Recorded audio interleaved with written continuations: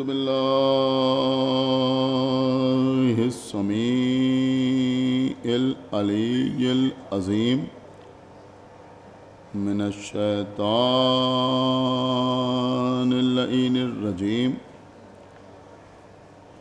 بسم الله الرحمن الرحيم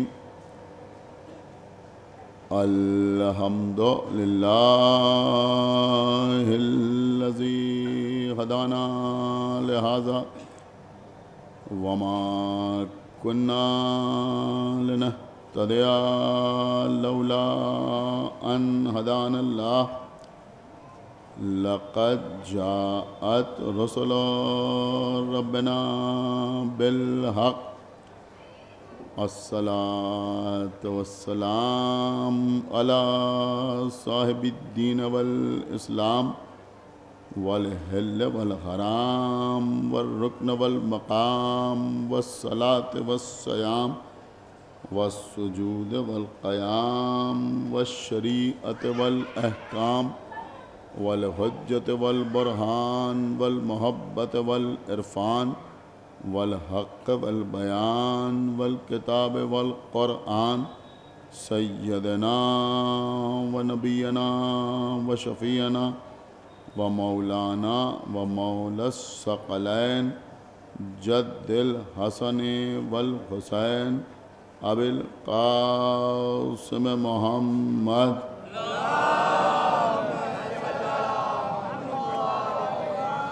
وعلى أهل بيته الطيبين الطاهرين المعصومين المظلومين المنتخبين المنتجبين الذين أذهب الله عنهم الرجس وطهرهم تطهيرا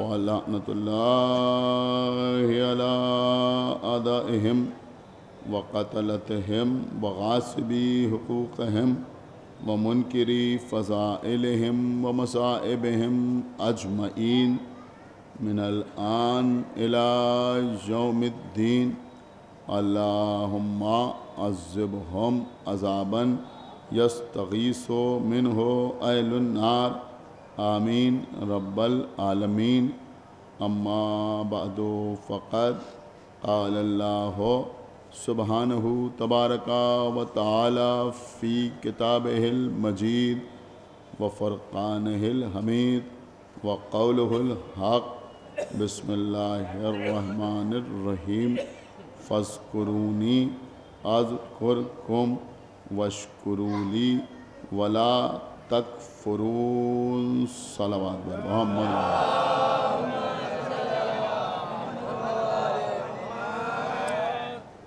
حضرات مسلسل 4 روز سے آپ سے گفتگو کا سلسلہ جاری و ساری ہے۔ اس سال اس شب داری کے 25 سال الحمدللہ مکمل ہو رہے ہیں، لہذا ہم سے پہلے بھی مجالس کا سلسلہ جاری رہا، جن مجالس میں برادرم خطیب انقلاب مولانا عباس ارشاد نقوی صاحب اور ان کے بعد خطیب بے مثل عالی جناب مولانا کرار حیدر مولائی صاحب قبلہ آپ کے سامنے فضائل و مصائب اہل بیت بیان کرتے رہے۔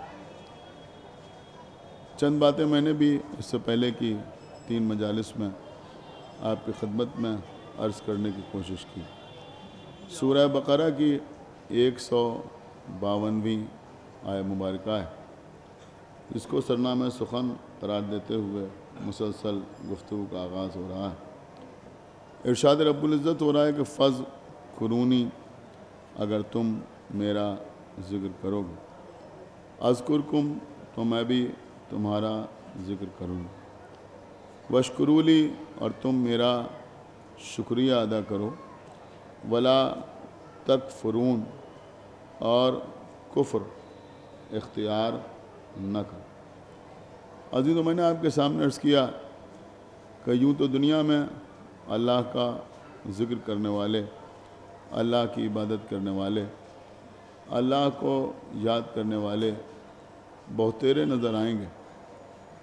کچھ معصومین بھی ہیں کہ جنہوں نے اللہ کا ذکر کیا، مثلا 1,24,000 انبیاء، یا ان میں وہ 313 نبی کہ جن کو اللہ نے رسول بنایا، جن کو اللہ نے رسالت کے عہدے سے سرفراز فرمایا، انہوں نے بھی اللہ کی عبادت کی، اللہ کا ذکر کیا، اللہ کو یاد کیا۔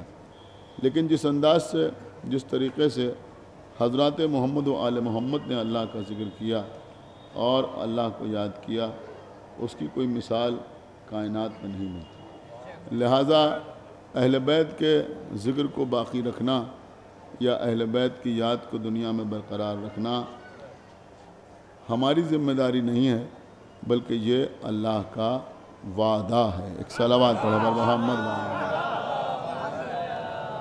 یہی سبب ہے عزیزوں کہ جتنا جتنا مخالفت عزائے امام حسین علیہ السلام کی ہوتی ہے، اتنا اتنا عزاداری میں فروغ ہوتا جاتا ہے، ویسے ویسے عزاداری میں اضافہ ہوتا جاتا ہے۔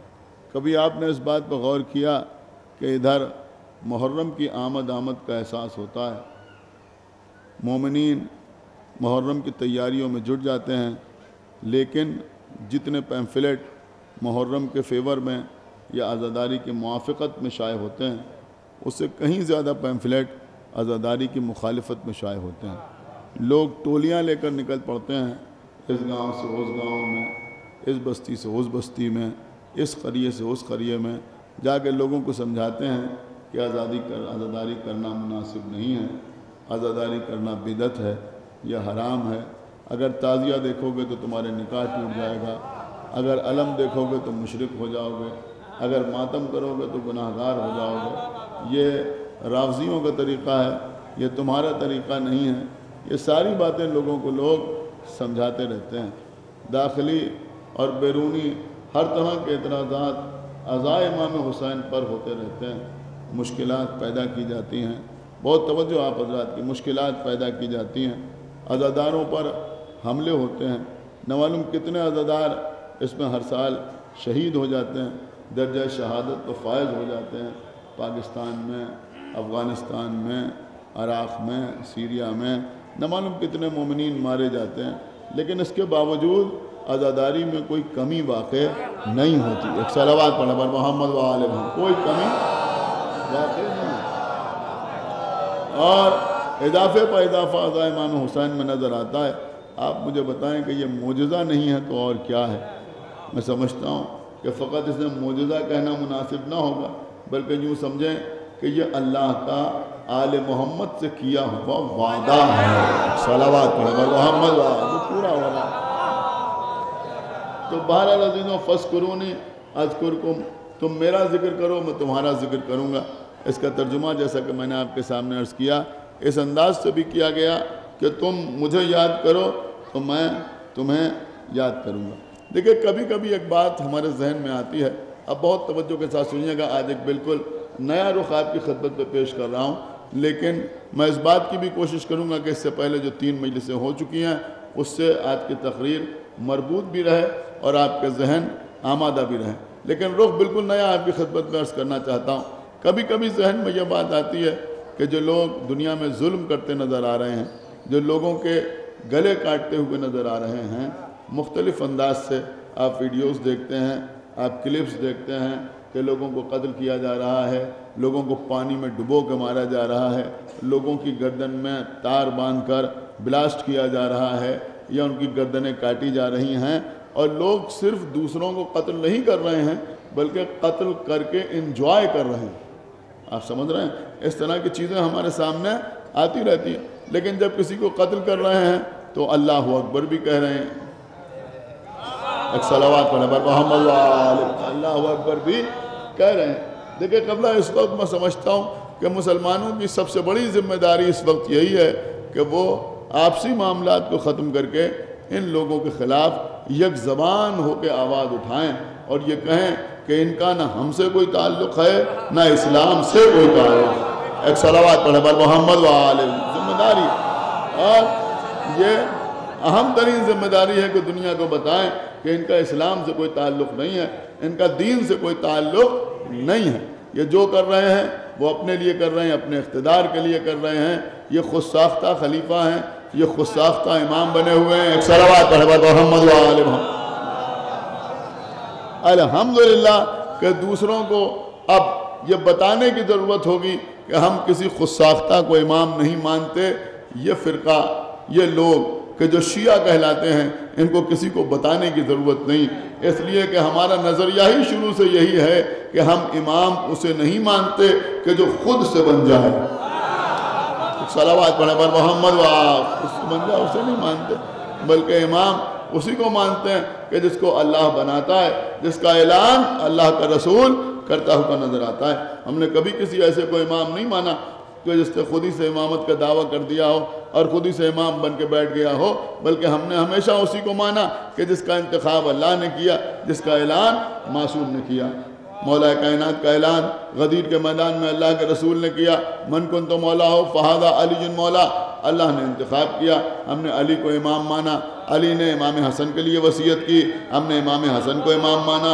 امام حسن نے امام حسین کے لیے وصیت کی, ہم نے انہیں امام مانا. لیکن بہرحال عزیزوں, یہ خود ساختہ خلافت آج کیا گل کھلا رہی ہے یہ ساری دنیا دیکھ رہی ہے. لیکن افسوس کی بات یہ ہے کہ ایسے ہی لوگوں کو ہم نماز پڑھتے ہوئے بھی دیکھتے ہیں, ایسے ہی لوگوں کو ہم اذان دیتے ہوئے بھی دیکھتے ہیں. ایک صلوات پڑھے بر محمد و آل محمد. کہ قتل بھی کر رہے ہیں اور نماز بھی پڑھ رہے ہیں, ظلم بھی کر رہے ہیں اور نماز بھی پڑھ رہے ہیں, ظلم بھی کر رہے ہیں, عبادت بھی کر رہے ہیں.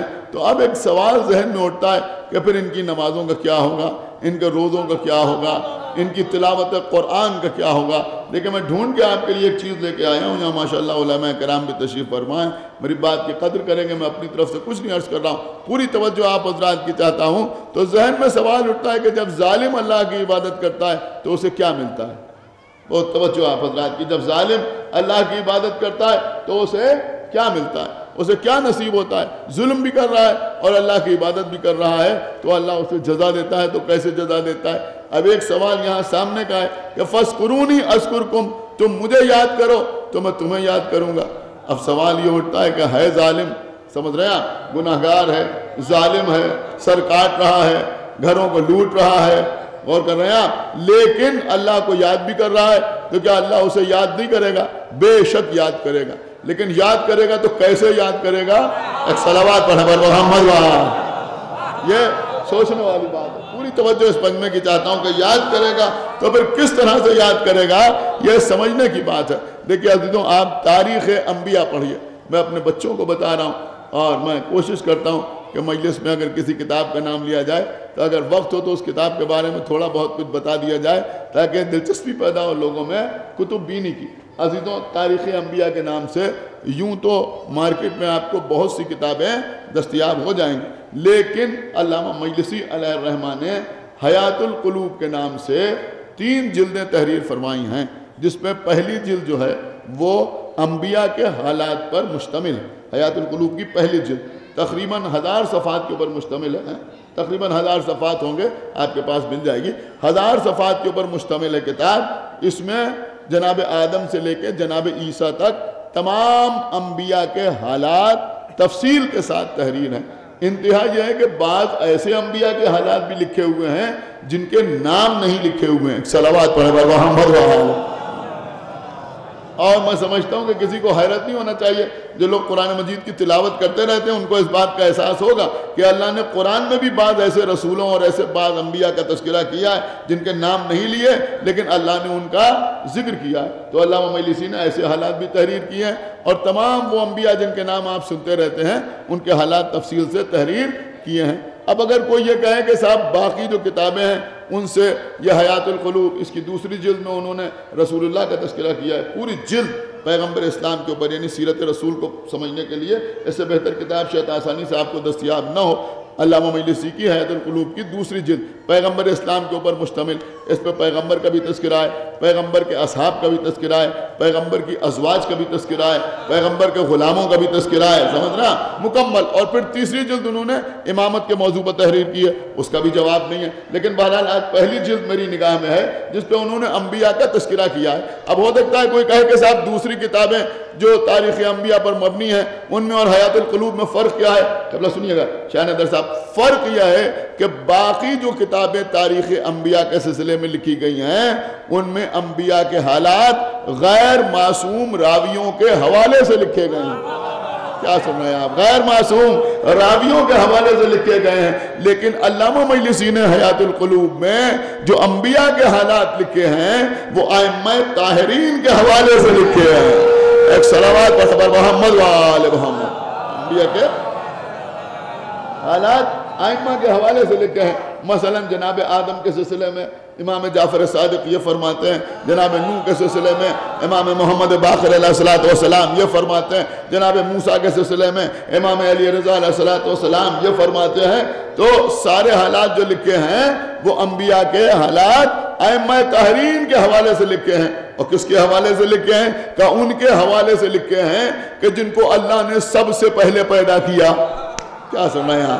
ان کے حوالے سے لکھے ہیں جن کو اللہ نے سب سے پہلے پیدا کیا۔ اب ہو سکتا ہے آپ کی خاموشی ٹوٹ جائے، میں اس لیے کہہ رہا ہوں کہ یہ حالات معتبر ہیں کہ جن کے حوالے سے لکھے گئے وہ صرف ہمارے ائمہ نہیں ہیں بلکہ وہ ہیں جن کو اللہ نے سب سے پہلے پیدا کیا۔ اس کا مطلب یہ ہوا کہ آدم بن رہے تھے، یہ دیکھ رہے تھے، آدم کو سجدہ ہو رہا تھا، یہ دیکھ رہے تھے، نوح سفینہ لے کے بڑھ رہے تھے، یہ دیکھ رہے تھے، موسیٰ دریائے نیل پار کر رہے تھے، یہ دیکھ رہے تھے، ابراہیم آگ میں جا رہے تھے، یہ دیکھ رہے تھے۔ ایک صلوات پر محمد وآل محمد، ان کے حوالے سے۔ تو سنیے عزیزوں، اب کتاب کا تعارف تو ہو گیا، مولا آپ کو سلامت رکھے۔ تو حیات القلوب میں علامہ مجلسی نے جہاں جناب داؤد کا تذکرہ کیا ہے، یہ جناب داؤد کون ہے؟ جناب داؤد کون ہے؟ جناب سلیمان اور داؤد، آپ نام سنتے رہتے ہیں۔ جناب داؤد کون ہے؟ کہ جناب داؤد کی شان یہ تھی کہ اگر لوہے کے اوپر اپنا ہاتھ رکھ دیتے تھے تو لوہا موم ہو جاتا تھا۔ یہ معجزہ اللہ نے جناب داؤد کو عطا کیا تھا، لوہے پر ہاتھ رکھ دیا تو لوہا موم ہو گیا۔ دوسرا معجزہ کیا عطا کیا تھا؟ کہ دوسرا معجزہ یہ عطا کیا تھا کہ اللہ نے ان کو لہن عطا کیا تھا، میں نے آواز عطا کی تھی، لہن عطا کیا تھا۔ جب جناب داؤد اپنے لہن کے ساتھ یعنی ترنم کے ساتھ، اب یہی سمجھا سکتا ہوں آپ کو، ایک صلوات پڑھا محمد علیہ۔ میرے خیال میں یہ الفاظ آپ نے سنے ہوں گے، بزرگ حضرات بیٹھے ہوئے ہیں کہ کسی کی آواز بہت اچھی ہو تو لوگ کہتے ہیں صاحب ان کو لہن داؤدی حاصل ہے۔ مطلب کیا ہوتا ہے کہ جناب داؤد کی آواز جو تھی معجزہ تھی، معجزہ۔ جب وہ لہن کے ساتھ مناجات کی تلاوت کرتے تھے، اس لیے کہ جو ان پر کتاب نازل ہوئی تھی جس کو زبور کہتے ہیں، تو زبور مناجات کا مجموعہ ہے، مناجات کا مجموعہ ہے۔ اسی لیے ہمارے چوتھے امام نے جو دعائیں لوگوں کو تعلیم کی اس کا جو مجموعہ ہے جس کو آپ صحیفہ کاملہ یا صحیفہ سجادیہ کہتے ہیں، اس کو زبور آل محمد کہا جاتا ہے۔ اس لیے کہا جاتا ہے کہ زبور دعاؤں کا مجموعہ تھی، مناجات کا مجموعہ تھی۔ تو جناب داؤد جب ان مناجات کی تلاوت کرتے تھے ترنم کے ساتھ تو بڑے بڑے لوگ کہ جن کو اپنی آوازوں پر ناز ہوتا تھا وہ کھچے چلے آتے تھے جناب داؤد کے پاس، اور جب ان سے مناجات سنتے تھے تو ان کے اوپر اثر ہوتا تھا اور اس کے بعد وہ مشرف با ایمان ہو جاتے تھے۔ قبلہ چند باتیں آپ کی خدمت میں عرض کر رہا ہوں۔ تو بہرحال یہ اتنی دیر کی تمہید صرف اس لیے تھی کہ جن کو آنا ہے وہ بھی آ جائیں اور جو متوجہ نہیں ہے وہ متوجہ ہو جائیں۔ تو عزیزوں، جناب داؤد کو مخاطب کر کے اللہ کہہ رہا ہے، مجلسی علامہ مجلسی تحریر فرمانا ہے حیات القلوب میں کہ اللہ نے جناب داؤد کو مخاطب کر کے فرمایا کہ اے داؤد، سنیے عزیز، انشاءاللہ آپ محسوس کریں گے تو محسوس ہوں گے۔ اللہ نے کہا اے داؤد اپنی قوم کے ظالموں اور جباروں سے کہہ دو، کیا سن رہے ہیں؟ اس سے کہہ دو اپنی قوم کے، اپنی ملت کے، اپنی امت کے ظالموں یعنی ظلم کرنے والوں اور جباروں یعنی جبر کرنے والوں سے، اپنی امت کے، اپنی قوم کے، اپنی ملت کے ظالموں اور جباروں سے کہہ دو کہ وہ مجھے یاد نہ کیا کریں۔ نہیں ابھی آپ نے غور نہیں کیا. اللہ جناب داؤد سے کیا کہہ رہا ہے کہ اپنی قوم کے ظالموں اور جباروں سے کہہ دو کہ وہ مجھے یاد نہ کیا کریں، اس لیے کہ جب وہ مجھے یاد کرتے ہیں تو میں بھی انہیں یاد کرتا ہوں، لیکن میں انہیں لعنت کے ساتھ. صلوات محمد وآل محمد. کیسے یاد کرتا بھائی؟ ایک صلوات اور پڑھا محمد وآل محمد.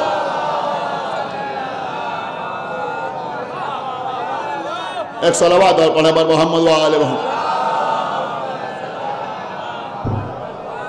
دیکھیں قبلہ آپ ساتھ دیں گے تو میں پڑھوں گا. ایک صلوات اور پڑھا محمد وآل محمد.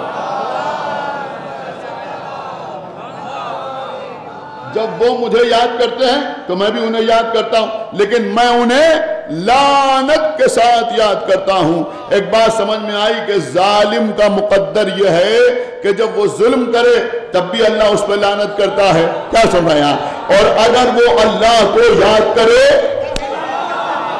سمجھ رہے ہیں آپ یا نہیں سمجھ رہے؟ اگر اللہ کو یاد کرے تب بھی اللہ اس پہ لعنت کرتا ہے، تب بھی اللہ اس پہ لعنت کرتا ہے. تو اب کوئی خوش نہ ہو جائے کہ یہ داعش کے لوگ، کوئی خوش نہ ہو جائے کہ یہ القاعدہ کے لوگ، کوئی خوش نہ ہو جائے کہ یہ دہشت گرد، یہ آتنکوادی لوگوں کے گلے بھی کاٹ رہے ہیں، اللہ اکبر بھی کہہ رہے ہیں. ارے بھیا جتنا جتنا یہ اللہ اکبر کہتے جاتے ہیں اللہ ان پہ لعنت.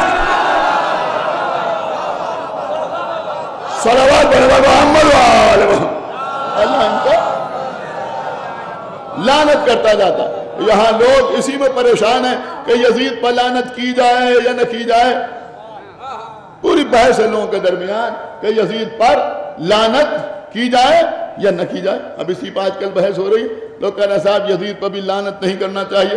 کچھ ایسے سامنے آ گئے ہیں جو یزید کو امیر بھی کہہ رہے ہیں اور امام بھی کہہ رہے ہیں اور اس کو خلافت راشدہ میں شامل بھی کر رہے ہیں اور کہہ رہے ہیں صاحب یزید پر لعنت کرنا مناسب نہیں ہے، اس نے امام حسین کو قتل کر دیا تو قتل حسین کی وجہ سے اس پر فقط لعنت کیسے کی جائے. میں بڑی قیمتی بات آپ کے سامنے عرض کر رہا ہوں. ارے بھیا تم کہاں ہو؟ تم اسی بحث میں ہو کہ اس نے امام حسین کو قتل کرایا، اس پر لعنت کریں یا نہ کریں. اس نے خیمے جلوائے، اس پر لعنت کریں یا نہ کریں. اس نے بیویوں کو اسیر کیا، اس پر لعنت کریں یا نہ کریں. اس نے بیمار کو ہتھکڑیوں اور بیڑیوں میں جکڑا، اس پر لعنت کریں یا نہ کریں. اس نے اہل حرم کو اپنے دربار میں بلایا، اس پر لعنت کریں یا نہ کریں. اس نے حرم کو قید خانے میں رکھا، اس پر لعنت کریں یا نہ کریں. ارے بھیا معاملہ یہ ہے کہ ان سب باتوں کو تو چھوڑو. یزید اسے کہتے ہیں کہ وہ نماز بھی پڑھے تب بھی اللہ اس پر لعنت کرے.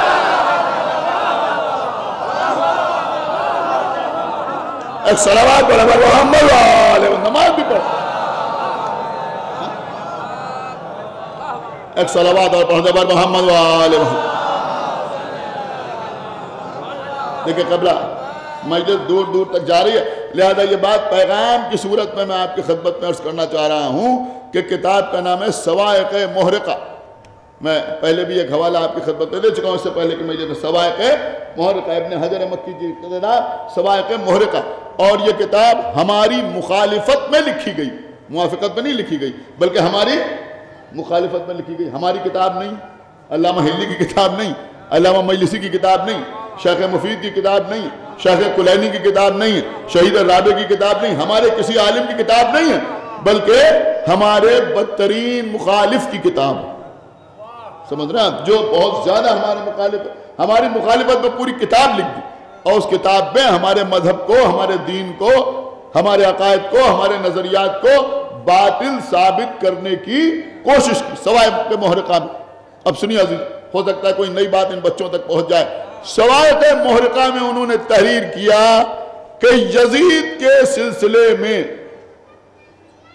سنیے کہتے ہیں یزید کے سلسلے میں ہمارے یہاں 3 مذہب پائے جاتے ہیں. کتنے مذہب پائے جاتے ہیں؟ 3 مذہب پائے جاتے ہیں یزید کے سلسلے میں. الحمدللہ ہماری ملت میں یزید کے سلسلے میں کوئی اختلاف ہی نہیں ہے.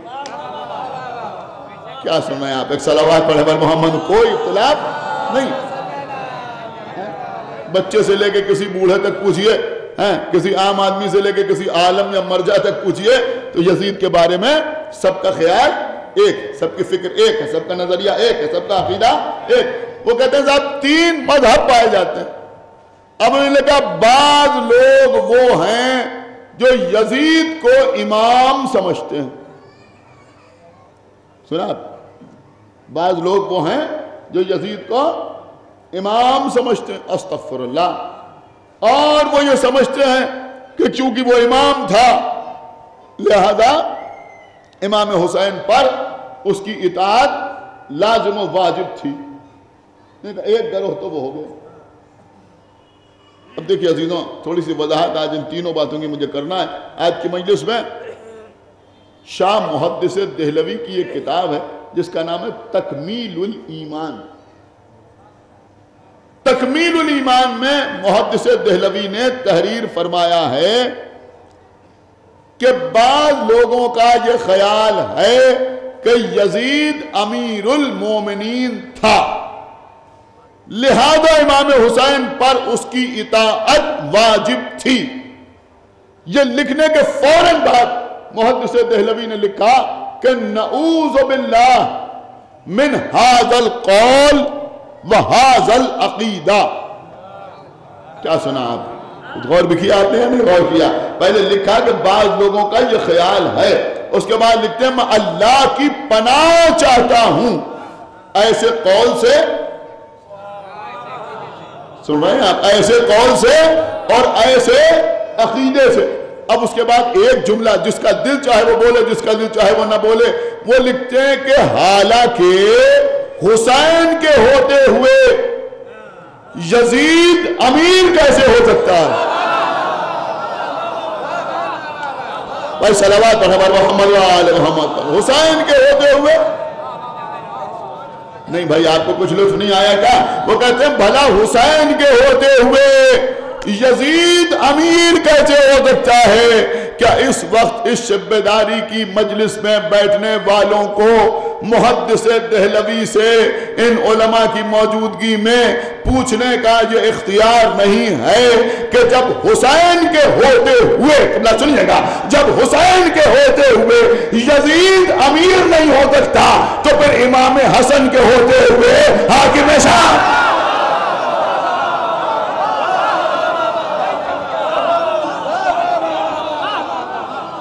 ایک صلوات برابر محمد وآل محمد. کیسے امیر ہو جائے گا؟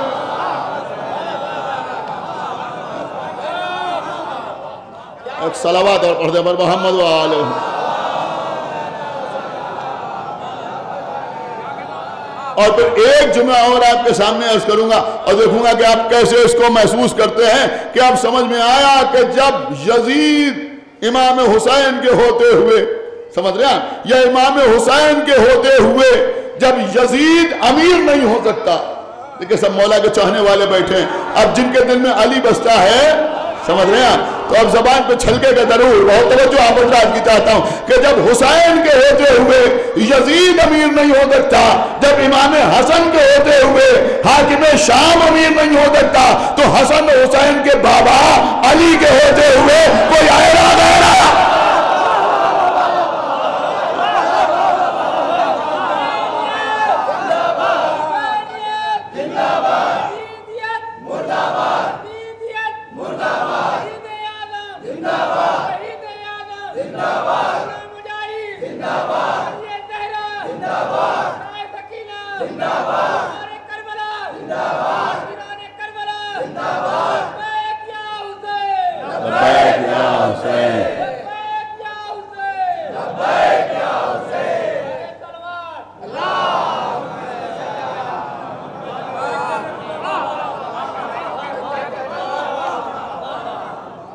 سنیے قبلہ ایک مذہب تو انہوں نے یہ بیان کر دیا سوائے کے محرقہ میں کہ کچھ لوگ وہ ہیں جو یزید کو امیر کہتے ہیں، وہ معاملہ تو ختم ہو گیا.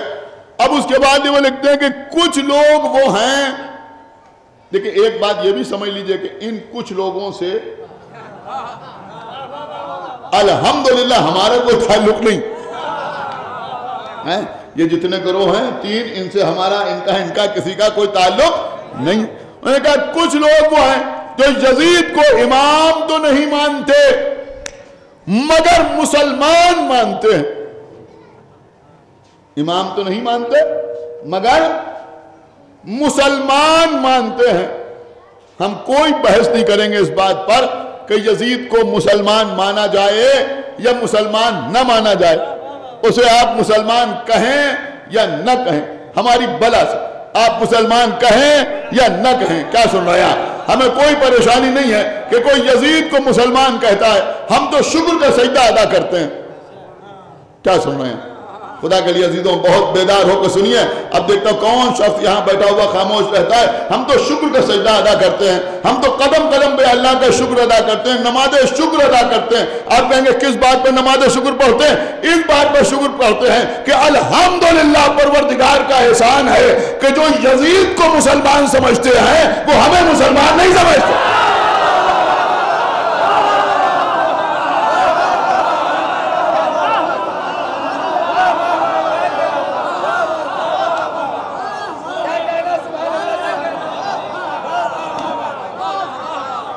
ایک صلوات اور پڑھیں بھائی محمد علیہ وسلم. شکر کی بات ہے یا نہیں؟ جو اسے مسلمان سمجھتے ہیں وہ الحمدللہ ہم کو مسلمان نہیں سمجھتے. آپ مجھے بتائیں یہ شکر والی بات ہے یا نہیں ہے؟ اس کا مطلب یہ ہوا کہ قیامت میں کم سے کم ہم یہ تو کہہ ہی سکتے ہیں کہ پروردگار ہم جیسے بھی گناہگار ہوں مگر یزید جیسے مسلمان نہیں ہے. ایک صلوات پڑھا محمد وآلہ ویسے نہیں. ایک صلوات اور پڑھ دے پر محمد وآلہ محمد. دیکھیں قبلہ دھیرے دھیرے بات آگے بڑھ رہی. اور اس کے بعد وہ کہتے ہیں کہ بے شک یزید نے امام حسین علیہ السلام کو قتل کیا، لیکن حسین نبی کے نواسے تھے. بے شک وہ گناہگار ہے لیکن نبی کے نواسے کا قاتل اسلام سے خارج نہیں ہوتا. ہاں اگر کوئی نبی کو قتل کرے تو وہ دین سے خارج ہو جاتا ہے، لیکن اگر نبی کے نواسے کو قتل کرے تو وہ دین سے خارج نہیں ہوتا. آئیے ذرا پھر اس کا بھی تھوڑا سا آپریشن کر لیا جائے. اور توجہ آپ حضرات ہیں کہ بھائی اس نے تو نبی کے نواسے کو قتل کیا تھا، چونکہ نبی کے نواسے کو قتل کیا تھا لہذا وہ دین سے خارج نہیں ہے. یہی محدث دہلوی کی ایک کتاب ہے جس کا نام ہے سر الشہادتین. سر الشہادتین میں انہوں نے تحریر کیا ہے کہ اللہ نے جتنے صفات جتنے کمالات تمام انبیاء کو عطا کیے، وہ سارے کمالات اور سارے صفات اور سارے درجات اللہ نے اپنے آخری نبی کو عطا کیے. پیغمبر اسلام کو اللہ نے عطا کیے تو پیغمبر کو وہ سارے کمالات اللہ نے عطا کیے. آدم کو علم دیا تو انہیں مدینۃ العلم بنایا. نوح کو سفینہ عطا کیا تو ان کے اہل بیت کو قیامت تک کے لیے سفینہ نجات بنایا. سمجھ رہے ہیں؟ جناب موسیٰ کو ید بیضا عطا کیا تو ان کو مجسم نور بنایا. تو جتنے صفات جتنے کمالات تمام انبیاء کو عطا کیے وہ اللہ نے آخری نبی کو بھی عطا کیے. اب وہ لکھتے ہیں کہ اللہ نے بعض انبیاء کو شہادت کا درجہ عطا کیا لیکن بظاہر پیغمبر کو شہادت نہیں ملی. بظاہر پیغمبر کو شہادت نہیں ملی. حالانکہ فخر الواعظین مولانا کرار صاحب قبلہ نے اس سلسلے میں بڑی غضب کی کتاب لکھی ہے، مل جائے تو پڑھیے گا. اس کتاب کا نام ہے سازش. ایک صلوات پڑھے بھائی محمد وآلہ، جس میں انہوں نے اس کی بڑی وضاحت کی ہے پیغمبر اسلام کے سلسلے میں. اور تو بہت سی باتیں انہوں نے بہت سے دلائل اور بہت سے ثبوت اس بات کے پیش کیے ہیں. تو بہرحال اس وقت ہمیں اس سے بحث نہیں ہے. تو انہوں نے لکھا کہ پیغمبر کو بظاہر شہادت نہیں ملی. اس کے بعد لکھا لیکن یہ کیسے ممکن تھا کہ جو شرف شہادت کا باقی انبیاء کو ملا وہ آخری نبی کو نہ ملے؟ یہ کیسے ممکن تھا؟ پھر وہ لکھتے ہیں کہ لیکن شہادت دو طرح کی ہوتی ہے، ایک سری ایک جہری. یعنی ایک چھپی ہوئی شہادت اور ایک ظاہر بظاہر شہادت. وہ کہتے ہیں چھپی ہوئی شہادت سری شہادت زہر کے ذریعے سے ہوتی ہے اور جہری شہادت تلوار کے ذریعے ہوتی ہے. یہ باتیں آپ کی سنی ہوئی ہیں شاید ہیں، میں کسی وجہ سے آپ کے سامنے عرض کر رہا ہوں. انہوں نے لکھا کہ سری شہادت پیغمبر کو ان کے بیٹے حسن کے ذریعے سے ملی، جہری شہادت پیغمبر کو ان کے بیٹے حسین کے ذریعے سے ملی. حسن کو زہر سے شہید کیا گیا، حسین کو تلوار سے شہید کیا گیا، لہذا پیغمبر کو شہادت کا شرف ان کے بیٹوں کے ذریعے سے ملا.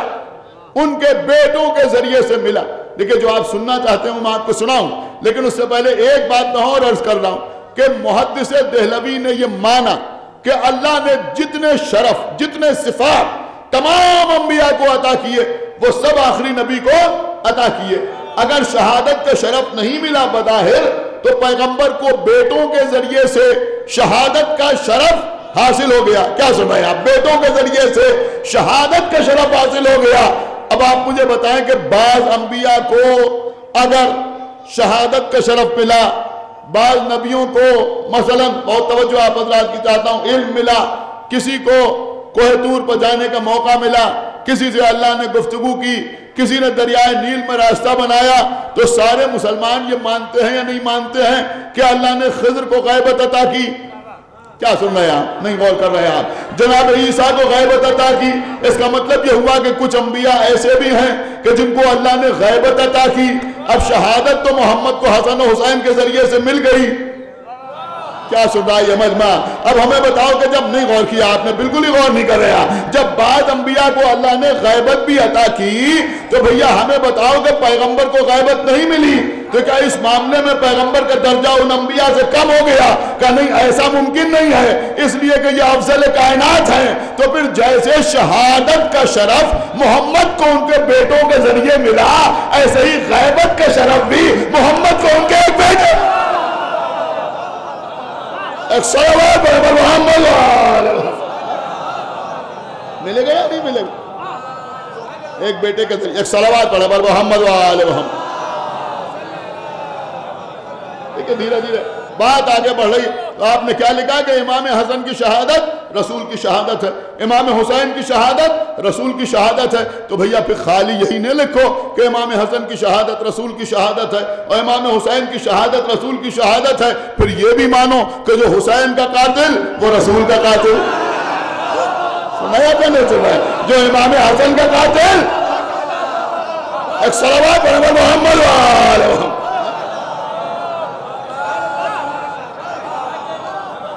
بھائی ایک صلوات اور پڑھ دے پر محمد وآل محمد.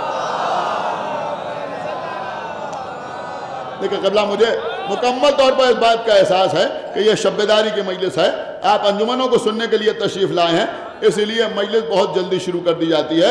آپ چند باتیں مجھ سے ملاحظہ فرما لیں. تو بہرحال اس سے معلوم یہ ہوا کہ امام حسن کا قاتل رسول کا قاتل، امام حسین کا قاتل رسول کا قاتل. تو بھیا یزید پر اور اس کے باپ پر حسن و حسین کا قاتل سمجھ کے لعنت نہ کرو، تو محمد کا قاتل سمجھ کے تو لعنت کرو. صلوات محمد وآل محمد.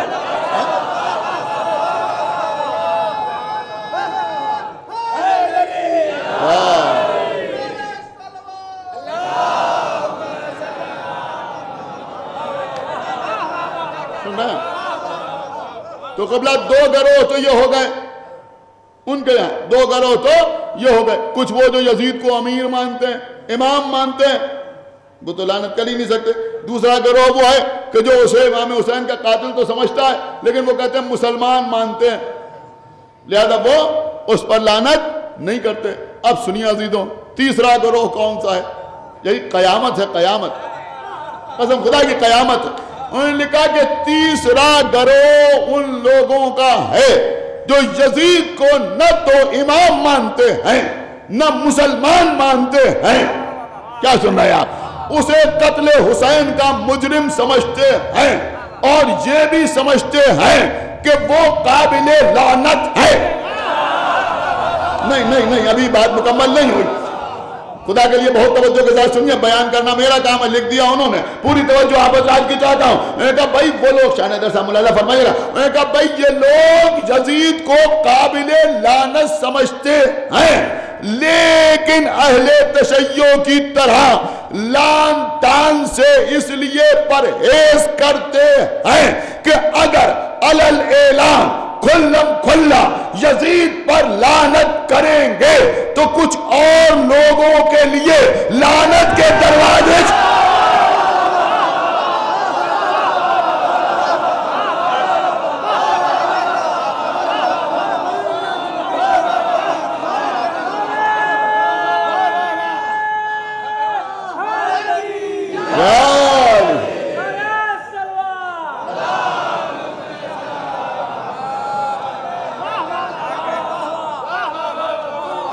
ایک صلوات اور پڑھ دے بر محمد و آل محمد۔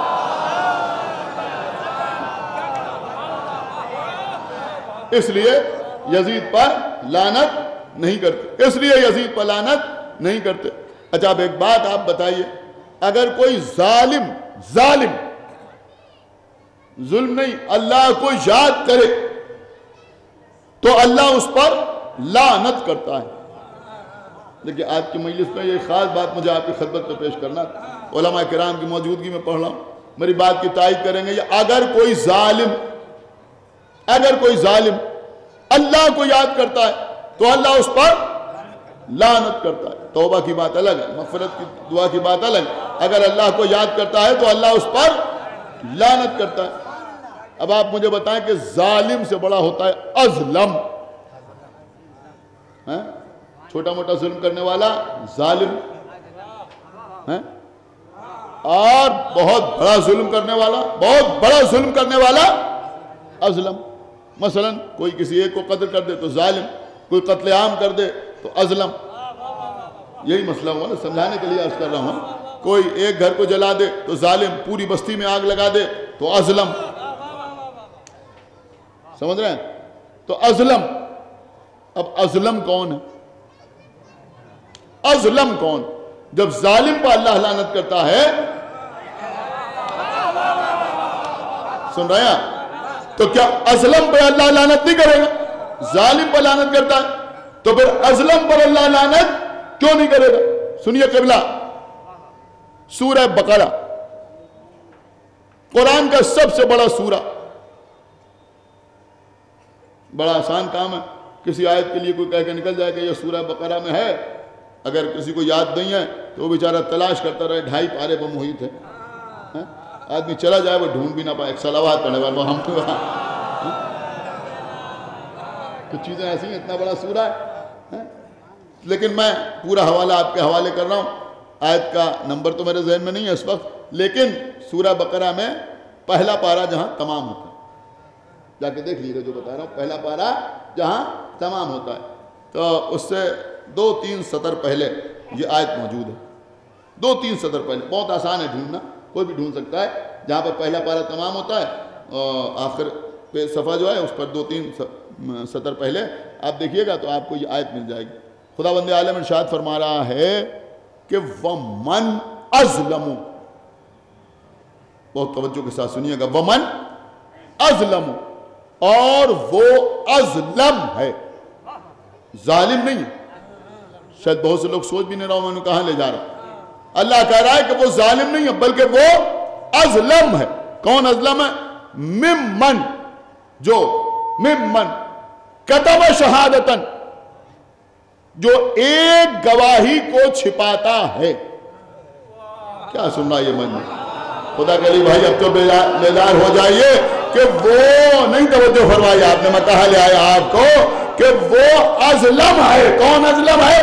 کہ جو ایک گواہی کو، ممن کتب شہادتن، جو ایک گواہی کو چھپاتا ہے، اور یہ گواہی کون سی گواہی ہے؟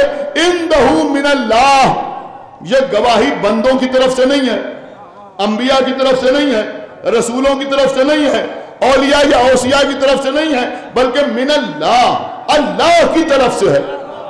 تو اظلم کون ہے؟ کہ جو ایک گواہی کو چھپاتا ہے، 2 کو نہیں۔ کیا سن رہے ہیں آپ؟ نہیں غور کیا آپ نے؟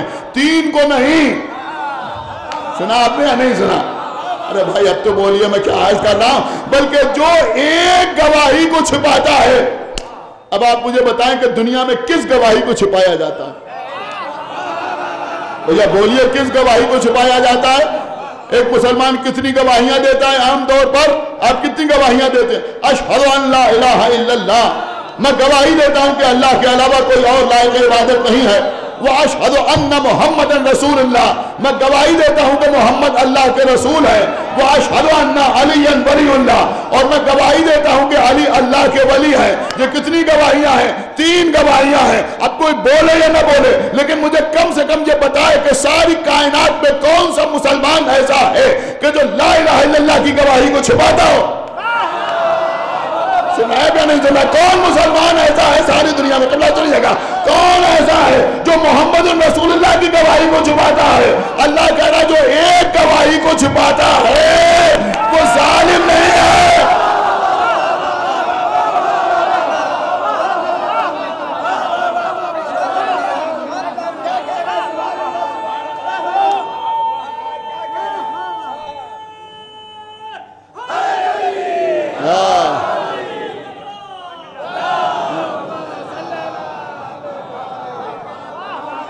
مولا سلامت رکھے.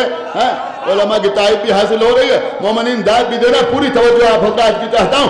ارے بھیا کس گواہی کو چھپایا جاتا ہے؟ کائنات میں نہ تو کوئی اشہدو ان لا الہ الا اللہ والی گواہی کو چھپاتا ہے, نہ کوئی اشہدو ان محمد رسول اللہ والی گواہی کو چھپاتا ہے, نہ کوئی اشہدو ان محمد رسول اللہ والی گواہی کو چھپاتا ہے. تو چھپایا کس گواہی کو جاتا ہے؟ کہ چھپایا جاتا ہے اشہدو ان علی ولی اللہ. کیا سنا؟ اسی کو تو چھپایا جاتا ہے نا, اس کے علاوہ کسی اور گواہی کو چھپایا نہیں جاتا. تو جو اس گواہی کو چھپاتا ہے اللہ کیا کہہ رہا ہے؟ وہ اظلم ہے.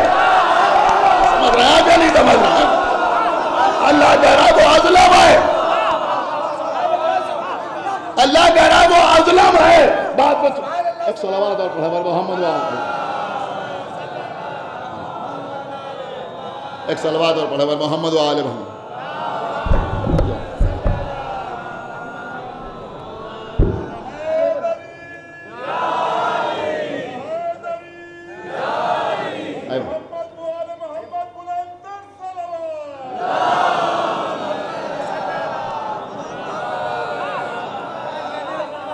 تو قبلہ میں عرض کر رہا تھا کہ وہ کون سی گواہی ہے کہ جس کو چھپایا جاتا ہے؟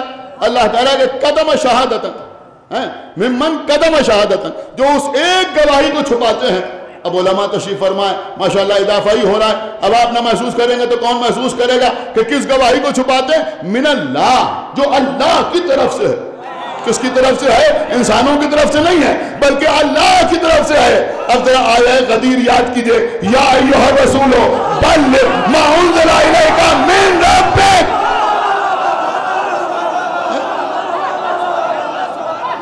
صلوات محمد و آل محمد.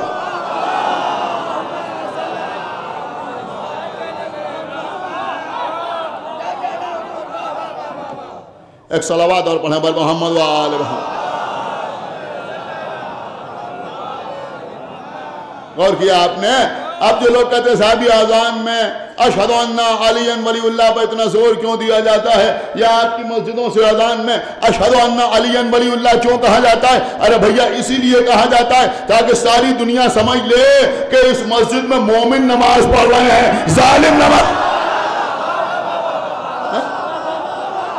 ایک صلوات پڑھے محمد و آل مومن نماز پڑھ قدم شہادتاً, جو اس ایک گواہی کو چھپاتا ہے. کس گواہی کو؟ کہ جو اللہ کی طرف سے, اللہ کی طرف سے. یہ گواہی کدھر سے ہے؟ اللہ کی طرف سے. اللہ اپنے رسول سے کہہ رہا ہے یا ایھا الرسول بلغ ما انزل الیک من ربک وان لم تفعل فما بلغت رسالتہ واللہ یعصمک من الناس. اگر آپ نے یہ کام انجام نہ دیا تو آپ نے کار رسالت ہی انجام نہ دیا. سمجھ رہے ہیں آپ نے کار رسالت ہی انجام نہ دیا.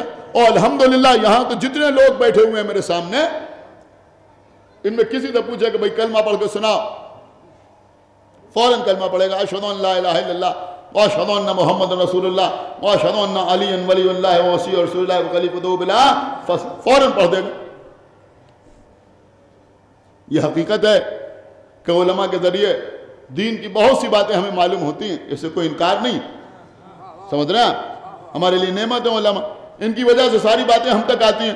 لیکن میں ان علماء سے بھی پوچھ رہا ہوں اور آپ سے بھی پوچھ رہا ہوں, سارے حضرات سے پوچھ رہا ہوں کہ یہ کلمہ آپ کو کس نے سکھایا؟ کیا سنا آپ؟ ایک صلوات پڑھو محمد و آل محمد. یہ قبلہ تشریف فرمائے, ہمارے بزرگ عالم تشریف فرمائے, دیگر حضرات بیٹھے, ان سے بھی پوچھئے کہ ان کو کلمہ کس نے سکھایا؟ یہ کلمہ پڑھنا انہیں کس نے سکھایا؟ کسی مولوی صاحب نے سکھایا؟ نہیں. مسجد کے پیش نماز نے سکھایا؟ نہیں. کلمہ آپ کو مدرسے میں سکھایا گیا؟ نہیں. کلمہ کس نے سکھایا؟ کہ کلمہ ہم کو ہماری ماں نے سکھایا. سنا آپ نے یا نہیں سنا؟ میں نے غلط تو نہیں عرض کیا؟ کلمہ کس نے سکھایا؟ کہ کلمہ ہم کو ہماری ماں نے سکھایا.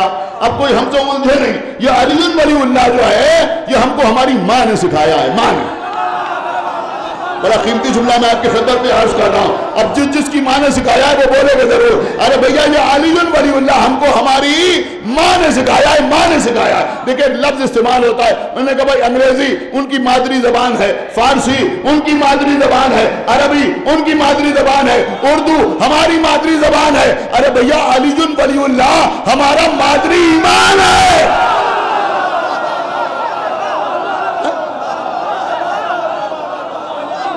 ایک صلوات پڑھے بر محمد وآل محمد, ہماری ماں نے سکھایا.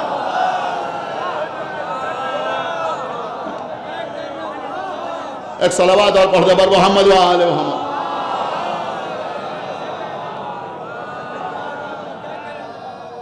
ایک صلوات اور پڑھ دے بر محمد وآل محمد.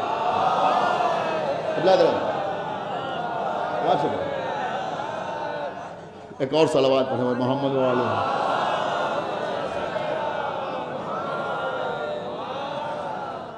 ایک باواد و بلند صلوات پڑھیں بر محمد وآل محمد. میں کچھ عرض کر رہا ہوں عزیزوں, ایک جملہ قیامت کا جملہ ہے کہ بھئی یہ علی ولی اللہ ہم کو کس نے سکھایا؟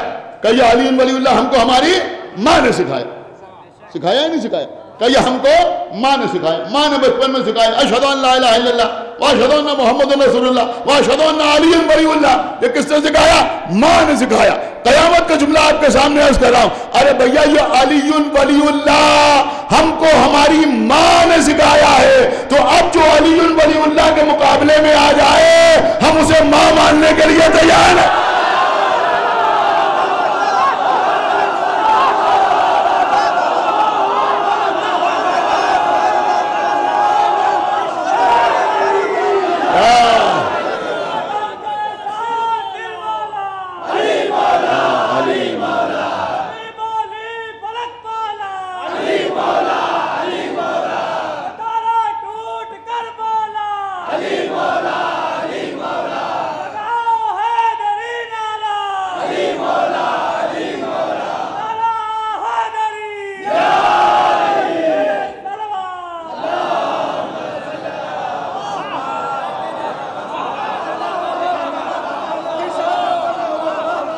ایک صلوات پڑھا بر محمد وآل محمد.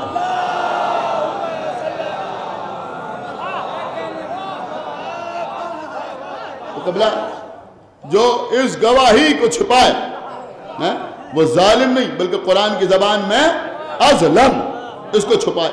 اور چھپانے والوں کا حشر کیا ہوا یہ بھی آپ جانتے ہیں.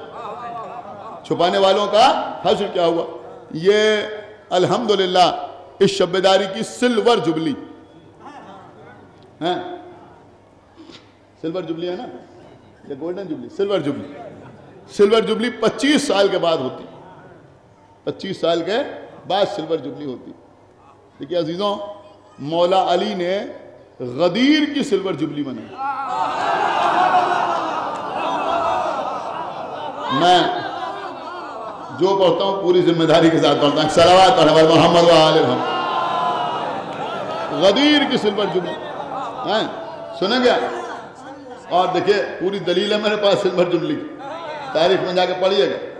سن 35 ہجری 18ویں ذی الحجہ ہو گئی سلور جبلی. ایک صلوات پڑھیں محمد. دیکھیں میں علماء کی تعریف چاہتا ہوں, کوئی سلور جبلی ہے نہیں بھائی. غدیر کب ہوئی؟ 18ویں ذی الحجہ سن 10 ہجری. غدیر ہے نا. اب 35 ہجری پورے 25 سال ہو گئے. مولا علی کا ظاہری دور خلافت ہے, جنگ کے لیے جا رہے یا کسی اور کام سے جا رہے ہیں. اب روایت میں یہ نہیں ہے جو میں اپنی طرف سے عرض کر دوں. بہرحال مولا علی جا رہے ہیں, مولا علی کے ساتھ ان کے اصحاب. 18ویں ذی الحجہ کو دوپہر کا وقت مولا علی نے اپنے سارے لشکر کو روکا. روکو, ٹھہر جاؤ. کیا سن رہے ہیں؟ سب رک گئے.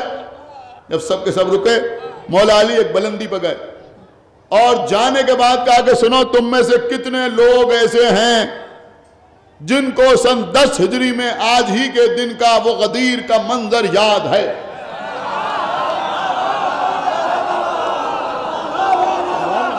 ایک صلوات پڑھے محمد وآل محمد. دیکھیں بھائی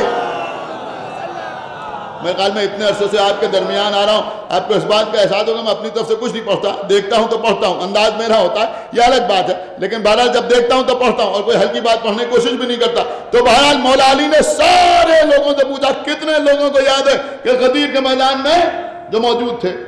اب یہ بات تو فطری ہے کہ 25 سال پرانی بات ہے، یہ شب بیداری 25 سال پہلے قائم ہوئی، تو اب جو بچے میں سمجھتا ہوں 30 سال کے ہیں ان کو بھی یاد نہیں ہوگا کہ کب قائم ہوئی، جو 26 سال کے ہیں، جو 27 28 32 سال کے ہیں، کم سے کم میرے خیال میں جو لوگ اس وقت 35 سال کے ہیں، 10 سال کے سن سے یادداشت رہتی ہے، یا 8 سال کے تو 33 سال 35 سال کے، وہ کہہ سکتے ہیں کہ ہم بہت چھوٹے تھے مگر ہم کو یاد ہے کہ اس طرح سے شب بیداری قائم ہوئی تھی۔ تو اب وہاں پر جو 18 سال کے مولا علی کے ساتھ تھے ان کے کوئی سوال ہی نہیں، جو 20 سال کے تھے ان سے بھی مولا علی مخاطب نہیں، جو 21 سال 22 سال 23 سال 30 سال تک کے لوگوں سے کوئی تعلق نہیں تھا، لیکن اس میں سب اس عمر کے نہیں تھے، بڑے بھی تھے، سنایا بڑے بھی تھے۔ اب کچھ لوگ کس پسانے لگے کہ بولیں یا نہ بولیں، سنایا بولیں یا نہ بولیں۔ اب میرے مولا نے سارے مجمع کو دیکھا، دیکھیں اب آپ میری طرف دیکھیں، مولا علی نے سارے مجمع کو دیکھا اور دیکھنے کے بعد کہا تم اٹھو تم اٹھو تم اٹھو تم اٹھو، کیا سن رہے ہیں آپ، تم اٹھو تم اٹھو۔ 30 آدمیوں کو مولا علی نے اٹھایا، خدا کے لیے بھائی بیدار ہو، یہ 30 ایک صلوات پڑھے بابا محمد علیہ ہماری جان قربان عزیزوں، آپ نے محسوس ہی نہیں کیا میں کیا عرض کر گیا، ہماری جان قربان 1.25 لاکھ حاجیوں کا مجمع غدیر کے میدان میں تھا۔ جب نبی نے علی کو ہاتھوں پر اٹھا کے دکھایا تھا اور کہا تھا من کنت مولا ہو فہذا علی کے مولا، اور یہاں بھی اتنا بڑا مجمع ہے لیکن وہاں 1.25 لاکھ میں علی نے دیکھا اور یہاں اتنے لوگوں میں 30 آدمیوں کو اٹھا دیا کہ تم 30 آدمی وہاں موجود تھے، 30 آدمیوں کو اٹھایا کہ تم بھی تھے تم بھی تھے تم بھی تھے تم بھی تھے۔ اب وہ انکار نہیں کر پائے، کھڑے ہو گئے، کہا ادھر آؤ، وہ ادھر آئے۔ اب جیسے ہمارے یہاں مقاصدہ ہوتا ہے، ناظم محفل پکارتا ہے فلاں شاعر پھر فلاں شاعر یا فلاں مقرر پھر فلاں مقرر، ایسے ہی مولا علی نے کہا اب ایک ایک آدمی آتا جائے اور اپنی یادداشت کے سہارے غدیر کا واقعہ بیان کرتا جائے۔ لیکن یہ ہو رہی ہے سلور جبلی، ایک صلوات پڑھے بابا محمد علیہ، کہ ایک ایک آتا جائے بیان کرتا جائے۔ اب ایک آیا اس نے بیان کیا، دوسرا آیا اس نے بیان کیا، یا علی کوئی ایک ہی بیان کر دے، کہ تمہیں معلوم نہیں انسان ہیں بھول سکتے ہیں، کوئی ایک جز کسی سے خطا ہو جائے بھول جائے تو دوسرا اس کو بیان کر دے، ہو سکتا ہے کوئی حیالہ خیر العمل بھول جائے تو دوسرا آگے بیان کر دے، ہو سکتا ہے کوئی کجاووں کا ممبر بھول جائے تو دوسرا آگے بیان کر دے، ہو سکتا ہے کوئی ہاتھوں پہ اٹھانا بھول جائے تو دوسرا آگے بیان کر دے، کوئی من کن تو مولا بھول جائے تو دوسرا آگے بیان کر دے، کوئی والمن والا بھول جائے تو کوئی دوسرا آگے بیان کر دے، کوئی سلمان کا مسکرانا بھول جائے تو کوئی دوسرا آگے بیان کر دے، کوئی کسی کا رونا بیان ایک صلوات بھول جائے تو کوئی دوسرا آگے بیان کر دے۔ تو چاہتے کیا تھے کہ مکمل غدیر کا واقعہ بیان ہو جائے۔ اب لوگ بیان کرتے رہے، سنیے قبلہ 27 آدمیوں نے بیان کیا، 27 آدمیوں نے، 30 تو اٹھائے تھے ان میں 27 نے بیان کیا، لیکن 3 ایسے تھے جنہوں نے بیان نہیں کیا، نہیں بیان کیا۔ اب جب ان 3 نے بیان نہیں کیا، دیکھیں قتم شہادتن، جو گواہی کو چھپاتے ہیں، کس گواہی کو چھپا رہے ہیں؟ میں غلط تو نہیں عرض کر رہا، کس گواہی کو چھپا رہے ہیں؟ 3 آدمیوں نے مولا نے پوچھا کیوں تم کیوں نہیں بولتے؟ کہا یا علی ہم بھول گئے، ہمیں یاد نہیں کیا ہوا تھا، ہمیں یاد نہیں کیا ہوا تھا۔ مولا علی چاہتے تو ان کی یادداشت پلٹا لاتے، سمجھ رہے ہیں، ان کی یادداشت پلٹا لاتے۔ میں کہوں گا یا علی آپ کو دماغ کے آپریشن کی ضرورت نہیں تھی، خالی تلوار کے قبضے پر ہاتھ رکھتے، یادداشت واپس یادداشت واپس آ جاتی۔ لیکن مولا علی نے یادداشت نہیں واپس، بلکہ مولا علی نے تینوں کو بددعا دی۔ ایک سے کہا تو اندھا ہو کے مرے گا، زید بن ارقم تو اندھا ہو کے مرے گا۔ ابو موسیٰ نے کہا کہ تو جاہلیت کی موت مرے گا، وہ اسی عالم میں مرا۔ انس ابن مالک سے کہا کہ تیری پیشانی پر ایک سفید داغ نمودار ہوگا، سمجھ رہے ہیں، تیری پیشانی پر ایک سفید داغ نمودار ہوگا جو امامے سے بھی چھپ نہیں پائے گا۔ یہ جملہ ہے جو امامے سے بھی چھپ نہیں پائے گا۔ اس کا مطلب یہ ہوا کہ بتایا کہ اگر میری ولایت کا منکر ہے، کیا سنا ہے، تو کسی چیز سے کوئی فائدہ ہونے والے نہیں، کہا امامے سے بھی نہیں چھپ پائے گا۔ عزیزوں راویوں نے لکھا ہے کہ اس کی پیشانی پر سفید داغ نمودار ہوا، یہ نیچے کر کر کے امامہ باندھتا تھا۔ کیا سن رہے ہیں بھئی، امامہ بھی ایک حد تک باندھا جاتا ہے نا، ماشاءاللہ، خدا سلامت رکھے، آپ حضرات دیکھتے رہتے، لیکن وہ کیا کرتا تھا کہ اور نیچے کر کے اور نیچے کر کے اور نیچے کر کے امامہ باندھتا تھا، اتنے نیچے امامہ باندھنے لگا کہ سجدہ ہی کرنے میں پریشانی ہونے لگی، سمجھ رہے ہیں؟ لیکن وہ داغ نیچے ظاہر ہوتا جاتا تھا، ظاہر ہوتا جاتا تھا، وہ سفید داغ سامنے آ گیا، سفید داغ ہمیشہ سامنے آتا تھا، چھپ نہیں پایا۔ کیوں نہیں چھپ پایا؟ کہا اس لیے کہ علی کی گواہی کو چھپایا۔ کیا سناز میں نے علی کی گواہی کو چھپایا۔ دیکھیں آپ ماشاءاللہ الحمدللہ اردو جاننے والے لوگ بیٹھے ہوئے ہیں، ان کو جملے کا لطف نہیں آئے گا تو کسے لطف آئے گا؟ اب ہماری سمجھ میں آیا علی نے جھوٹ بولا۔ کیا جھوٹ بولا؟ کہا جھوٹ بولا کہ میں بھول گیا ہوں۔ علی نے کہا تیری پیشانی پر سفید داغ نمودار ہوگا، پیشانی پر سفید داغ نمودار ہو گیا۔ اب سمجھ میں آیا کہ یہ محاورہ کہاں سے چلا؟ سفید جھوٹ۔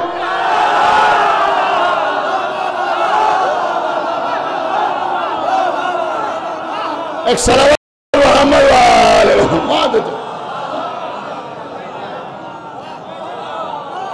ایک بابا جو بلا ہوں صلوات پڑھے پر محمد والے محمد۔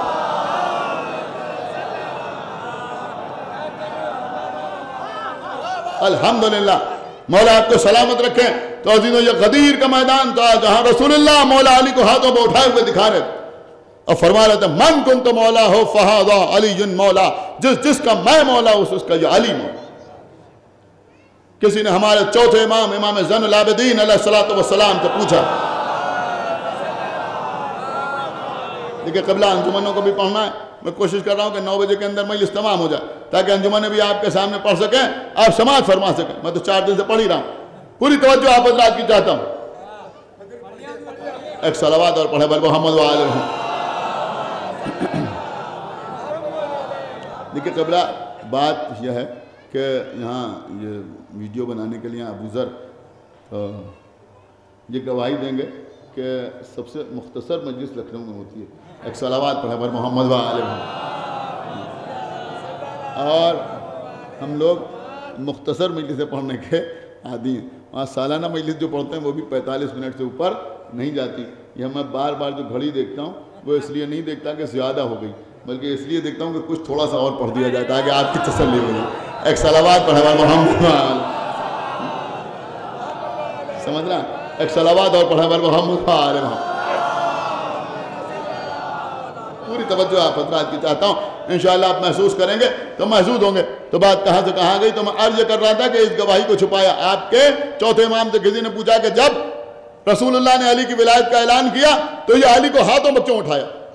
علی کو ہاتھوں پر کیوں اٹھایا؟ اس سلسلے میں نہ معلوم کتنی باتیں میں بھی آپ کے سامنے اس سے پہلے پڑھ چکا ہوں۔ اس سال غدیر کا جشن بھی پڑھنے آیا تھا، تب بھی آپ کے سامنے عرض کی تھی، لیکن کسی نے چوتھے امام سے پوچھا کہ مولا یہ بتائیے کہ رسول اللہ نے جب علی کی ولایت کا اعلان کیا تو یہیں اعلان کر دیتے، یہ علی کو ہاتھوں پر اٹھا کے دکھانے کی ضرورت کیا تھی؟ تو آپ کے چوتھے امام نے فرمایا کہ اس دن اللہ کے رسول نے ہمارے جد علی کو علم بنا دیا تھا۔ ایک صلوات پڑھے پر محمد وآلہ محمد۔ آپ تصدیق کریں گے میرے مولا کا لقب رایت اللہ، ایک صلوات پڑھے پر محمد وآلہ محمد۔ اب اس دن کیا بنا دیا تھا؟ علم بنا دیا تھا۔ اب سمجھ میں آیا کہ غدیر میں رسول اللہ نے منبر پر علی کو کیا بنا دیا؟ کہ علی کو علم بنا دیا، علی کو علم بنا دیا۔ اب سمجھے یہ منبر پہ علم کیوں لگا رہتا ہے؟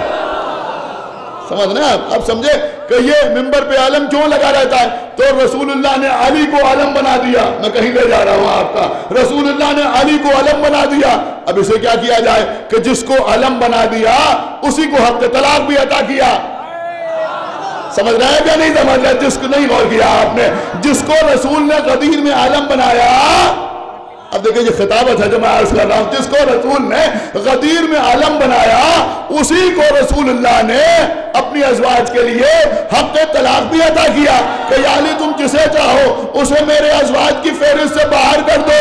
شاید وہی دہشت لوگوں کے ذہن میں بیٹھی ہوئی ہے کہ علم کو دیکھا تو نکاح جوڑ جائے۔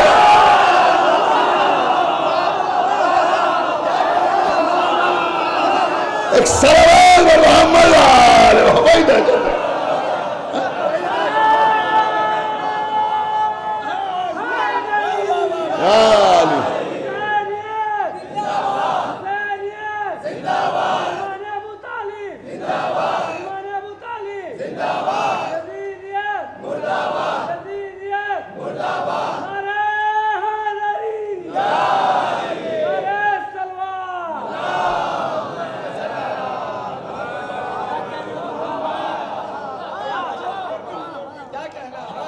سنیے عزیزو، ہمارے چوتھے امام، امام زین العابدین علیہ السلام، ہماری جان قربان، جہاں مولا علی کی ولایت کا اعلان، یہ بات ہمیشہ اپنے ذہن میں رکھیں کہ سوائے مولا کائنات کے ہمارے ہر امام کی امامت کا آغاز خوشی کے ماحول میں نہیں ہوا، غم کے ماحول میں ہوا، اور کیا آپ نے صرف غدیر کا واقعہ ہے، اس کے علاوہ کوئی اور واقعہ ایسا نہیں۔ چوتھے امام کی امامت کا اعلان کب ہوا؟ کہ اس وقت کہ جب امام حسین رخصت آخر کے لیے آ رہے، وصیت فرما رہے۔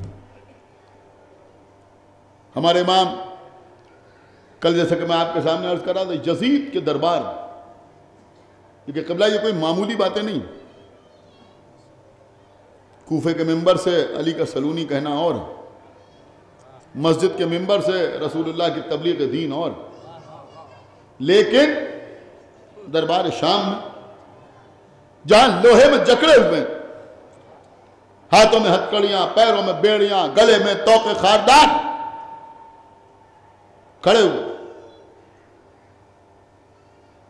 خطیب ممبر پر جا رہے ہیں، اہل بیت کی شان میں گستاخیاں کر رہے ہیں،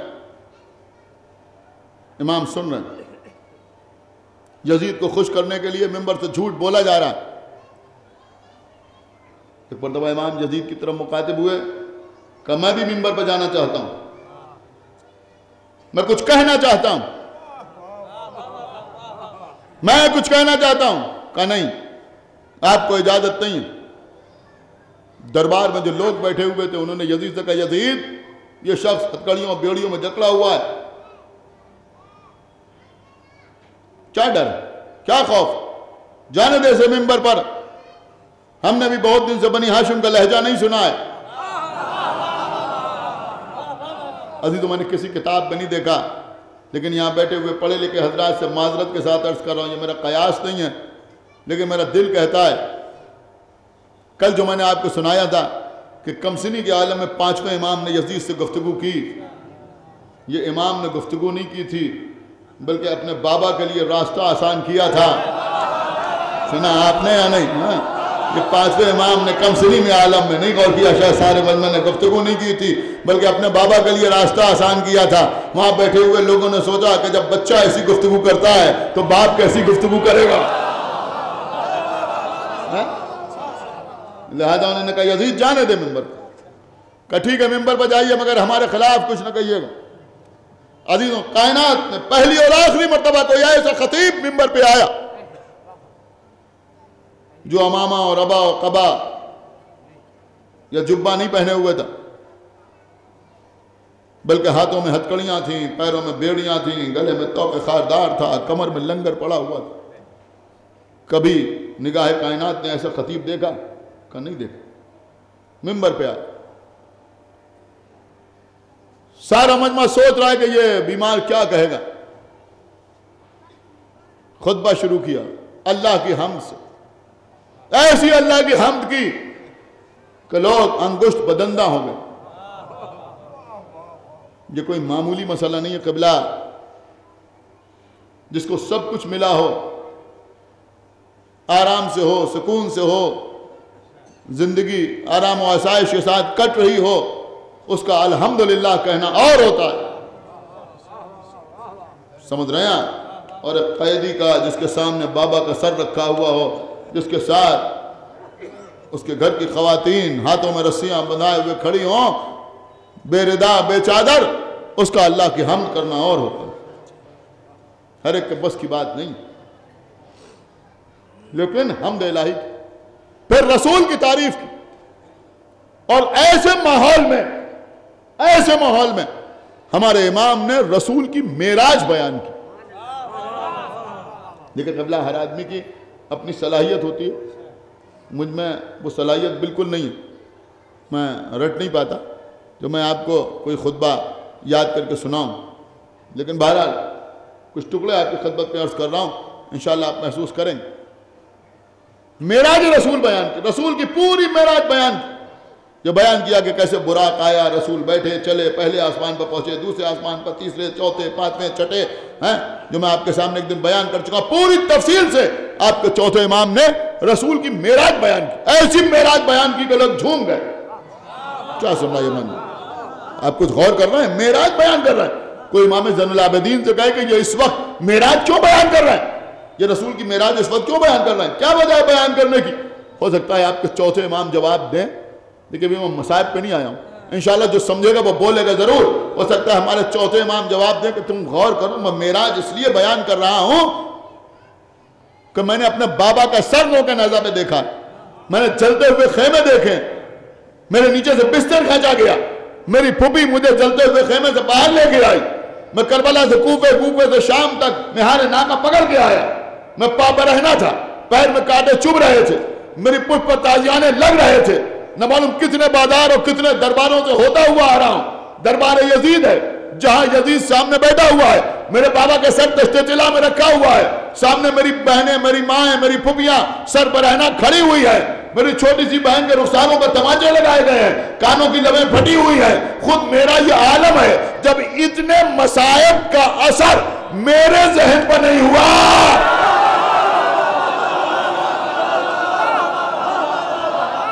اللہ اکبر، ایک صلوات برابر محمد وآل محمد،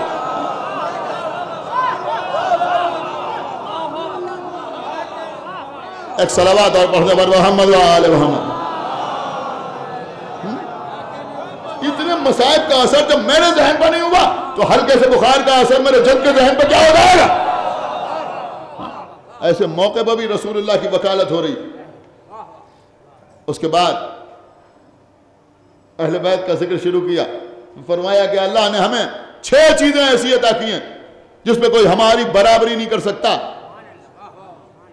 فرمایا ایک علم، علم کے معاملے میں کوئی ہماری برابری نہیں کر سکتا۔ قبلہ آپ بڑی آسانی سے سن لیتے ہیں، کبھی آپ نے غور کیا میرے مولا نے ممبر کوفہ سے کہا تھا سلونی، جو پوچھنا ہو پوچھو۔ میں سمجھتا ہوں کہ یہ علی کا پوتا شام کے ممبر سے بھی آواز دے رہا سلونی۔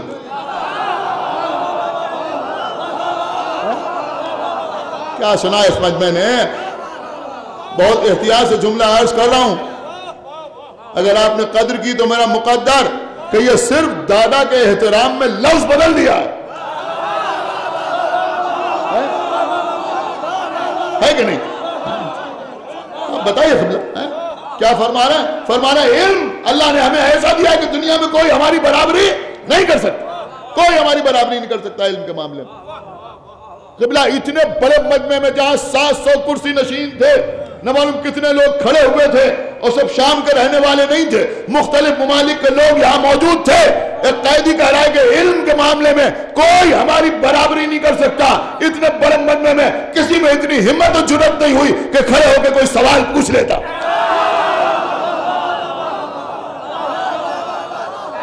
آپ مجھے بتائیے یہ کوئی معمولی دعویٰ تھا؟ یہ کوئی معمولی دعویٰ تھا؟ کہ علم کے معاملے میں کوئی ہماری برابری نہیں کر سکتا۔ اس کے بعد فرمایا کہ اللہ نے ہمیں علم کے ساتھ علم عطا کیا۔ علم کا مطلب کیا ہوتا ہے؟ قوت برداشت،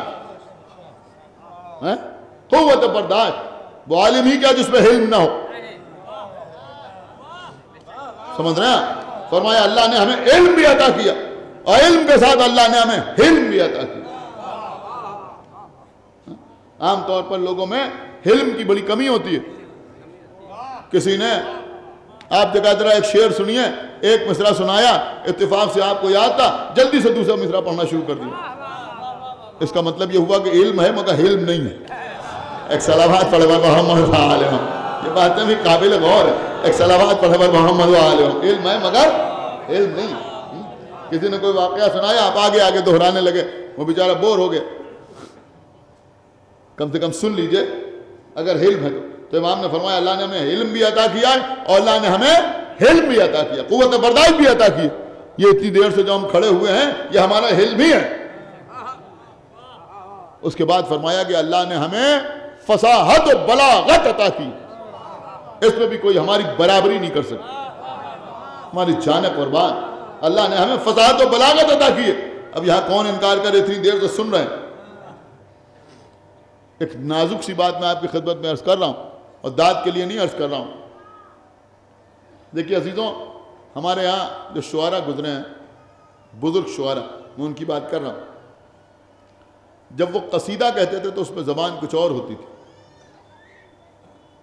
اور جب نوحہ کہتے تھے تو زبان کچھ اور ہوتی تھی۔ قبلہ غلط نہیں عرض کر رہا ہوں، قصیدے کی زبان سجی سجائی زبان ہوتی تھی، اضافتیں استعمال ہوتی تھیں، شوکت الفاظ ہوتی تھی، اچھے اچھے الفاظ استعمال کیے جاتے تھے۔ نوحے میں سادے سادے لفظ استعمال کیے جاتے تھے، بالکل سادہ زبان میں نوحے کہے جاتے تھے۔ اس کا سبب آپ کو معلوم ہے کیا؟ اس کا سبب یہ ہے کہ کوئی کتنا ہی فصیح و بلیغ کیوں نہ ہو، لیکن جب اس پر کوئی مصیبت پڑتی ہے، جب کوئی غم پڑتا ہے، تو جب وہ بیان کرتا ہے تو بیان میں فصاحت و بلاغت کا مظاہرہ نہیں ہوتا، جذبات کا مظاہرہ ہوتا ہے، تو اس وقت فصاحت و بلاغت آدمی میں نظر نہیں آتی۔ لیکن یہ اہل بیت اطہار ہیں، یہاں فصاحت و بلاغت کبھی ساتھ نہیں چھوڑتی، یہاں فصاحت و بلاغت کبھی ساتھ نہیں چھوڑتی۔ قبلہ میں واپس نہیں جا رہا ہوں، لیکن عرض کر رہا ہوں کہ سرکار سید الشہداء پر کربلا میں سب سے زیادہ سخت وقت کب پڑا؟ کہ جب 6 مہینے کے بچے کا لاشا ہاتھوں پر تھا۔ کیا سننا ہے آپ؟ آگے بڑھتے تھے، اِنَّا لِلَّهِ وَإِنَّا إِلَيْهِ رَاجِعُونَ، پیچھے ہٹتے تھے، رَزَنْ بِقَضَاهِ وَتَسْلِيمًا لِأَمْرِهِ، ایک آیت قرآن کی، دوسرا جملہ حسین کا۔ آئے آئے آئے، ایک صلوات بڑھا محمد وآلہ محمد۔ کسی کے سامنے پڑھیے تو آدمی پہچان ہی نہ پائے کہ کلام اللہ کیا ہے، کلام حسین کیا ہے۔ رضن بقضاہ وتسلیما لامرہ، یہ ان کی فصاحت و بلاغت ہے۔ فرمایا اللہ نے ہمیں فصاحت و بلاغت عطا کی، اس کے بعد فرمایا کہ اللہ نے ہمیں سخاوت عطا کی، اس میں بھی کوئی ہماری برابری نہیں کر سکتا۔ سائل کو روٹیاں دینے کے بعد اگر کہا جائے کہ اللہ نے ہمیں سخاوت عطا کی ہے تو سمجھ میں آتا ہے، لیکن بے یار و مددگاری کی حالت میں لوہے میں جکڑے ہوئے سید سجاد کہہ رہے ہیں اللہ نے ہمیں سخاوت عطا کی ہے۔ مولا کہنا کیا چاہتے ہیں؟ ہو سکتا ہے جواب دے، میں کہنا یہ چاہتا ہوں کہ ہمیں لوٹ کے خوش نہ ہو جاؤ۔ سن رہے ہیں آپ؟ ہمیں لوٹ کے خوش نہ ہو جاؤ کہ تم نے ہمیں لوٹ لیا۔ ارے ہم سخی ہیں، اگر مانگ لیتے تو اس سے زیادہ عطا کر۔ اللہ نے ہمیں سخاوت عطا کی۔ اس کے بعد فرمایا کہ اللہ نے ہمیں شجاعت عطا کی، اور شجاعت کبھی کوئی ہماری برابری نہیں کر سکتا۔ یہاں بھی عزیزوں کسی میں ہمت نہیں ہے امام کو جواب دینے کی کہ کیا شجاعت۔ جانتے ہیں کہ ابھی اگر ہتکڑیاں اور بیڑیاں ہٹا دی جائیں، ہاتھ میں تلوار دے دی جائے تو دربار میں ان کا کوئی مقابلہ کرنے والا نہیں۔ لوگ خاموش۔ کا چھٹی صفت جو اللہ نے ہمیں دی ہے وہ یہ ہے کہ مومنین کے دلوں کو ہماری محبت کا مسکن قرار دیا۔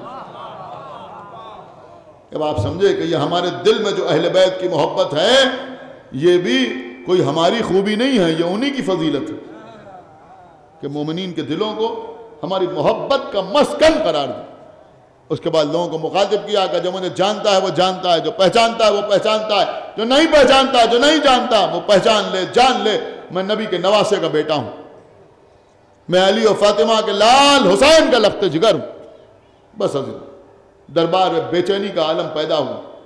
یزید نے کچھ لوگوں کو اشارہ کیا، میں احتیاط سے پڑھتا ہوں، میں کبھی نہیں کہتا کہ اذان ہونے لگی،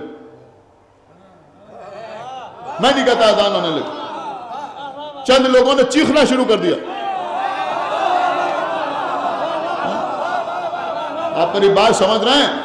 اس کو اذان کہنا اذان کی توہین ہے، توہین ہے اذان ایسے اذان کہنا، اس لیے کہ اذان کا ایک وقت ہوتا ہے، یہ کوئی وقتی اذان نہیں تھا۔ آپ کہیں گے تمہارے پاس دلیل کیا ہے کہ یہ وقتی اذان نہیں تھا؟ ہمارے پاس دلیل ہے کہ یہ وقتی اذان نہیں تھا، اس لیے کہ اگر یہ اذان کا وقت ہوتا تو یزید سے پہلے امام زین العابدین پیدا ہوتا۔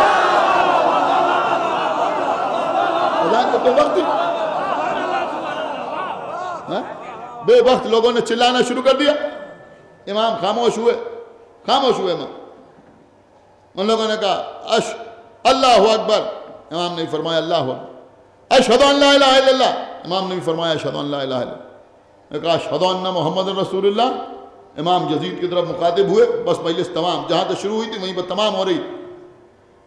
جیسے ہی کہا ویسے امام مخاطب ہوئے یزید کی طرف، اور اس کے بعد کہا یہ بتا کہ یہ جو اشہدو ان محمد رسول اللہ کہا جا رہا ہے یہ تیرے جد تھے یا میرے جد تھے؟ اگر تو کہے کہ تیرے جد تھے تو تو جھوٹا، اور اگر یہ کہے کہ میرے جد تھے تو یہ بتا کہ جس کے جد کا نام اذان میں لیا جا رہا ہے، کیا سن رہے ہیں اس کے اوپر یہ ستم، یہ ظلم، ہماری جان قربان ہمارے چوتھے امام پر آخر میں کیا سوال کر لیا؟ کیا کہے یزید؟ کیا کہے؟ اگر یہ کہے کہ آپ کے جد تھے تو ظالم قرار پائے، اور اگر یہ کہے کہ میرے جد تھے تو جھوٹا قرار پائے۔ نہیں غور کیا آپ نے؟ ہائے ہائے ہائے، اب بھی نہ بولیں گے تو کب بولیں گے؟ اگر کہے کہ آپ کے جد تھے تو ظالم قرار پائے، اگر یہ کہے کہ میرے جد تھے تو جھوٹا قرار پائے۔ اللہ نے قرآن میں جھوٹوں کو بھی لعنت کی، ظالموں کو بھی لعنت۔ اتنا تو قابل لعنت قرار۔ ایک صلوات بڑا بڑا محمد و آل محمد۔ بس قبلہ بات تمام۔ ہمارے یہ چوتھے امام، آج روز شہادت تو نہیں ہے لیکن یہ مجلس امام کی یاد میں منعقد کی جاتی ہے۔ شب بیداری میں انجمنیں بھی اسی مناسبت سے کلام پیش کریں گے، آپ سماعت فرمائیں، چند جملے مصائب کے بھی سن لیجئے، مجلس تمام ہو جائے۔ ہاتھوں میں دوہری دوہری ہتھکڑیاں، پیروں میں دوہری دوہری بیڑیاں، گلے میں توق خاردار، کمر میں وزنی لنگر۔ آپ نے قیدیوں کے ہاتھوں میں ہتھکڑیاں اور پیروں میں بیڑیاں ضرور دیکھی ہوں، لیکن شاید کسی نے کمر کا لنگر نہ دیکھا ہو۔ اس کا رواج نہیں ہمارے یہاں۔ عرب میں جب کسی کو قیدی بنایا جاتا تھا تو اس کی کمر میں ایک بہت وزنی زنجیر باندھ دی جاتی تھی، اور اس زنجیر کے ساتھ ایک بھاری پتھر باندھ دیا جاتا تھا۔ مقصد کیا ہوتا تھا کہ جب قیدی چلے تو اس پتھر کو کھینچتا ہوا چلے۔ اسی طرف میر صاحب نے اشارہ کیا، کہاں پائے عابد، کہاں دوہری بیڑی، یہ لنگر کہیں ناتواں کھینچتے۔ یہی سبب تو تھا کہ جب کسی نے پوچھا آپ کے امام سے کہ مولا کربلا سے شام تک کس عالم میں آئے، تو آپ کے چوتھے امام نے فرمایا کہ میں کربلا سے شام تک حالت رکوع میں آیا۔ رو لیجیے عزیز، یہ گلے کا توق، ایک بہت بھاری کڑا لوہے کا قیدی کی گردن میں ڈال دیتے تھے۔ سادے لوہے کا بھی ہوتا تھا، خاردار لوہے کا بھی ہوتا تھا۔ اس کا مقصد ہوتا تھا کہ قیدی سر اٹھا کے نہ چلنے پائے۔ وہ توق خاردار آپ کے چوتھے امام کی گردن میں پڑا ہوا ہے۔ کربلا سے کوفے کے بازار سے گزر رہے ہیں، ایک شخص اپنے گھر سے نکلا، آپ کے چوتھے امام کے قریب آیا، اور آنے کے بعد اس نے امام کی شان میں کچھ گستاخی کی۔ بعض روایتوں میں یہ بھی ہے کہ یہ واقعہ اسقلان کا ہے۔ ایک شخص آیا اور آنے کے بعد امام کی شان میں کچھ گستاخی کی۔ امام نے دیکھا کہ بھائی تو مسلمان معلوم ہوتا ہے، تو نے قرآن پڑھا ہے؟ اس نے کہا ہاں میں نے قرآن پڑھا ہے۔ کہا تو نے قرآن میں آیہ مودت پڑھی ہے؟ اس نے کہا ہاں میں نے آیہ مودت پڑھی ہے۔ کہا آیہ تطہیر بھی پڑھی ہوگی؟ کہا آیہ تطہیر بھی پڑھی۔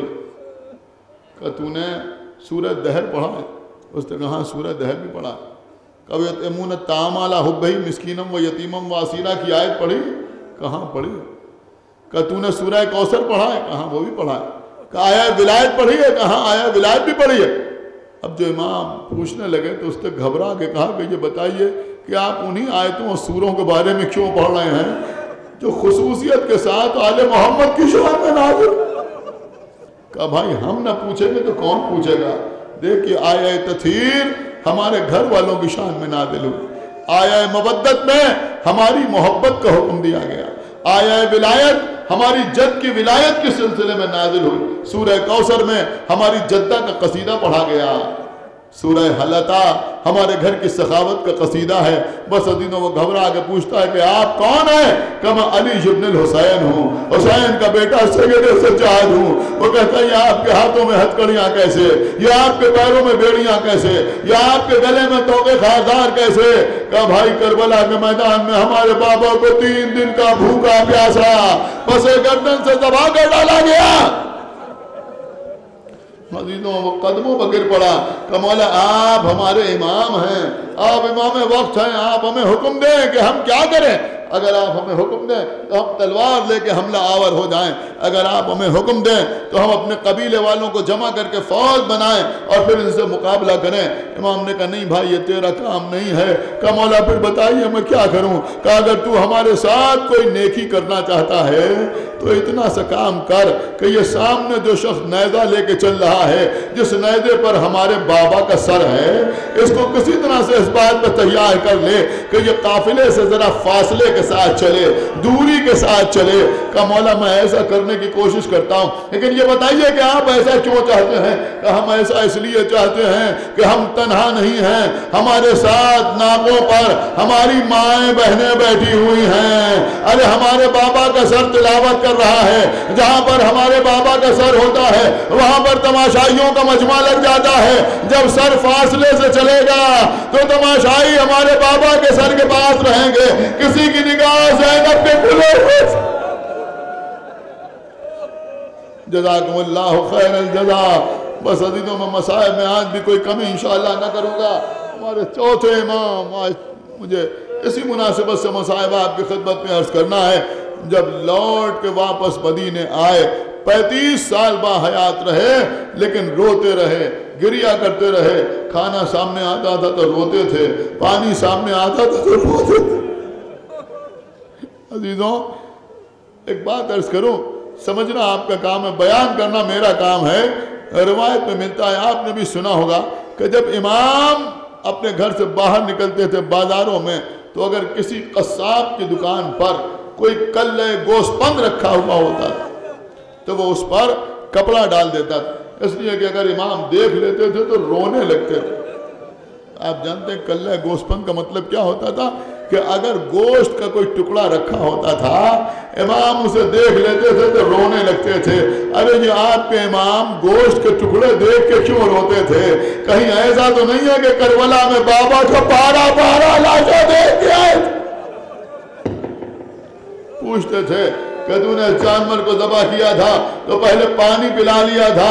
وہ کہتا تھا مولا ہم اس وقت تک جانور کو ذبح نہیں کرتے جب تک جانور اپنی مرضی سے پانی سے منہ نہ ہٹا لے. ایک مرتبہ امام نعرہ مارتے تھے، اے بابا آج مسلمان جانور کو ذبح کرتا ہے تو پہلے پانی پلا لیتا ہے، پھر کہتے تھے واللہ باللہ سمت اللہ قتل ابی عطشان، آئے میرا بابا حسین کربلا میں پیاسا مارا گیا. آپ کی آوازیں بلند ہو گئیں. عزیزوں اسی عالم میں جناب منہال کوفی امام کے گھر کے قریب سے گزر رہے ہیں، کچھ پانی گرتا ہوا محسوس ہوا. جناب منہال نے دامن بچا کے گزرنا چاہا، کنیز کھڑی ہوئی تھی دروازے پر، آواز دی منہال اس پانی سے دامن نہ بچاؤ. ارے یہ پانی تو اتنا پاک و پاکیزہ ہے کہ اس میں تمہارے آقا کے آنسو شامل ہیں. منہال کہتے ہیں میں ملاقات کرنا چاہتا ہوں. ملاقات کا اہتمام ہوا. منہال امام کی خدمت میں پہنچے، جا کے کیا دیکھا کہ چلو میں پانی لیتے ہیں، غور سے پانی کو دیکھتے ہیں، کربلا کے کسی شہید کو یاد کرتے ہیں، رونے لگتے ہیں. کبھی چلو میں پانی لیا، ہاں یہی وہ پانی ہے جو میرے بھیا علی اکبر کو نہیں ملا، رونے لگے. کبھی چلو میں پانی لیا، ہاں یہی وہ پانی ہے جو میرا چچا عباس لینے کے لیے گیا، میرے چچا کے شانے قلم ہو گئے. کبھی چلو میں پانی لیا، ہاں یہی وہ پانی ہے جو میرے 6 مہینے کے بھائی علی اصغر کو نہیں دیا گیا، بچے کو تیر حرملہ کا نشانہ بنایا گیا. کبھی چلو میں پانی لیا، ارے یہی تو وہ پانی ہے جو وقت ذبح بھی میرے بابا کو نہیں ملا. عزیزوں منہال بھی روتے رہے، امام بھی گریا کرتے رہے. منہال نے سوچا کہ امام کو تسلی دی جائے، ہاتھوں کو جوڑا تھا، مولا کب تک روئیے گا؟ اے مولا کب تک روئیے گا، کب تک آنسو بہائیے گا؟ بس یہ سننا تھا کہ امام تڑپ گئے، منہال تم نے ہمارے ساتھ انصاف نہیں کیا، اے منہال، اے منہال یعقوب کے کتنے فرزند تھے؟ کہا 12، کہا کئے فرزند جدا ہوئے؟ کہا ایک فرزند جدا ہو گیا، کتنا روئے؟ کہا اتنا کہ آنکھیں سفید ہو گئیں۔ اے منہال وہاں تو ایک فرزند جدا ہوا، اتنا روئے کہ آنکھیں سفید ہو گئیں۔ ارے میرے سامنے تو 18 بنی ہاشم کے جنازے نکلے۔ اے منہال میں نے تو قریب سے علی اکبر کا لاشا دیکھا، میں نے تو قریب سے قاسم کا پامال لاشا دیکھا، اے منہال میرا یہ عالم کیوں نہ ہو؟ امام بھی رونے لگے، منہال بھی روتے رہے۔ منہال نے ایک بار پھر کوشش کی، فرماتے آقا یعقوب کے لیے پہلا واقعہ تھا، لیکن شہادت تو آپ کی میراث ہے، یہ تو آپ کے گھر کا شرف ہے۔ امام تڑپ گئے، منہال یہ شرف و میراث ہے، لیکن کیا یہ بھی شرف و میراث ہے کہ زینب کے سر سے چادر چھین؟ کہ یہ بھی شرف و میراث ہے کہ ام کلثوم کے ہاتھوں میں رسیاں باندھی جائیں؟ کہ یہ بھی شرف و میراث ہے کہ ہمیں بازاروں میں ترک و دیلم کے قیدیوں کی طرح پھرایا جائے؟ بس قبلہ مجلس تمام ہو رہی ہے، ہمارا وہی امام جو زندگی بھر اپنے بابا پر روتا رہا، خدا لعنت کرے ولید ابن عبد الملک پر، جس کے جرم میں اس کا بھائی بھی برابر کا شریک تھا۔ ہاں عزیزوں، ان دونوں نے مل کر ہمارے چوتھے امام کو زہر دیا۔ 25ویں محرم کی تاریخ تھی جب ہمارے امام اس دنیا سے گزر گئے۔ ہاں عزیزوں، ساری رات شہادت سے پہلے والی رات زہر اثر کر رہا تھا، امام نے تڑپ تڑپ کے رات گزاری۔ میرا دل کہتا ہے جیسے جیسے زہر اثر کرتا گیا رہا ہوگا، ویسے ویسے بابا بھی یاد آتے جا رہے ہوں گے، امام حسن بھی یاد آتے جا رہے ہوں گے کہ جن کے جگر کے 72 ٹکڑے دشت میں گرے تھے جب زہر دیا گیا۔ خدا آپ کو کسی غم میں نہ رلائے سوائے غم سرکار سید الشہداء کے۔ بس قبلہ مجلس تمام ہو رہی ہے، 25ویں محرم کو ہمارے امام اس دنیا سے گزر گئے۔ ابھی امام کا تابوت آپ کے سامنے آئے گا، آپ گریہ کرتے ہوئے بوسہ دیں گے، اس کے بعد انجمنوں کا سلسلہ جاری و ساری رہے گا، طرح کلام آپ سماعت فرمائیں گے۔ بس قبلہ مجلس تمام ہو رہی ہے، ہمارے 5ویں امام امام محمد باقر علیہ السلام نے اپنے بابا کو غسل دیا، اپنے بابا کو کفن پہنایا۔ ہاں عزیزوں، میں نے روایت میں دیکھا تو میں عرض کر رہا ہوں، دیکھیں 2 موقعوں پر یہ منظر دیکھنے کو ملا۔ ایک موقع وہ تھا کہ جب علی فاطمہ کو غسل دے رہے، ایک مرتبہ غسل دیتے دیتے چیخ کر روئے، جب باہر آئے تو عمار یاسر نے پوچھا یا علی یہ آپ چیخ کے کیوں روئے؟ میرے مولا نے فرمایا کہ فاطمہ کی پسلیاں شکستہ ہو گئی تھیں، میں نے جب غسل دیا تو احساس ہوا کہ فاطمہ نے زندگی بھر اس زخم کو چھپائے رکھا، مجھ سے برداشت نہ ہوا تو میری چیخیں نکل گئیں۔ آدینوں جب امام محمد باقر اپنے بابا کو غسل دے رہے تھے تو ایک مرتبہ چیخ مار کر روئے۔ جب باہر آئے کسی نے پوچھا کہ مولا آپ کے جیسا صابر چیخ مار کے کیوں رویا؟ کہ جب میں اپنے بابا کو غسل دے رہا تھا تو میں نے دیکھا کہ میرے بابا کے گلے پر جگہ جگہ زخم کے نشان تھے، ارے ایسے گہرے زخم توق کے ذریعے لگے تھے کہ 35 سال گزرنے کے بعد بھی ان زخموں کے نشان باقی تھے۔ میں کہوں گا اے امام محمد باقر، آپ نے اپنے بابا کی گردن پر زخموں کے نشان دیکھے، آپ چیخ مار کر روئے۔ اور ذرا زینب کی خبر لیجئے، زینب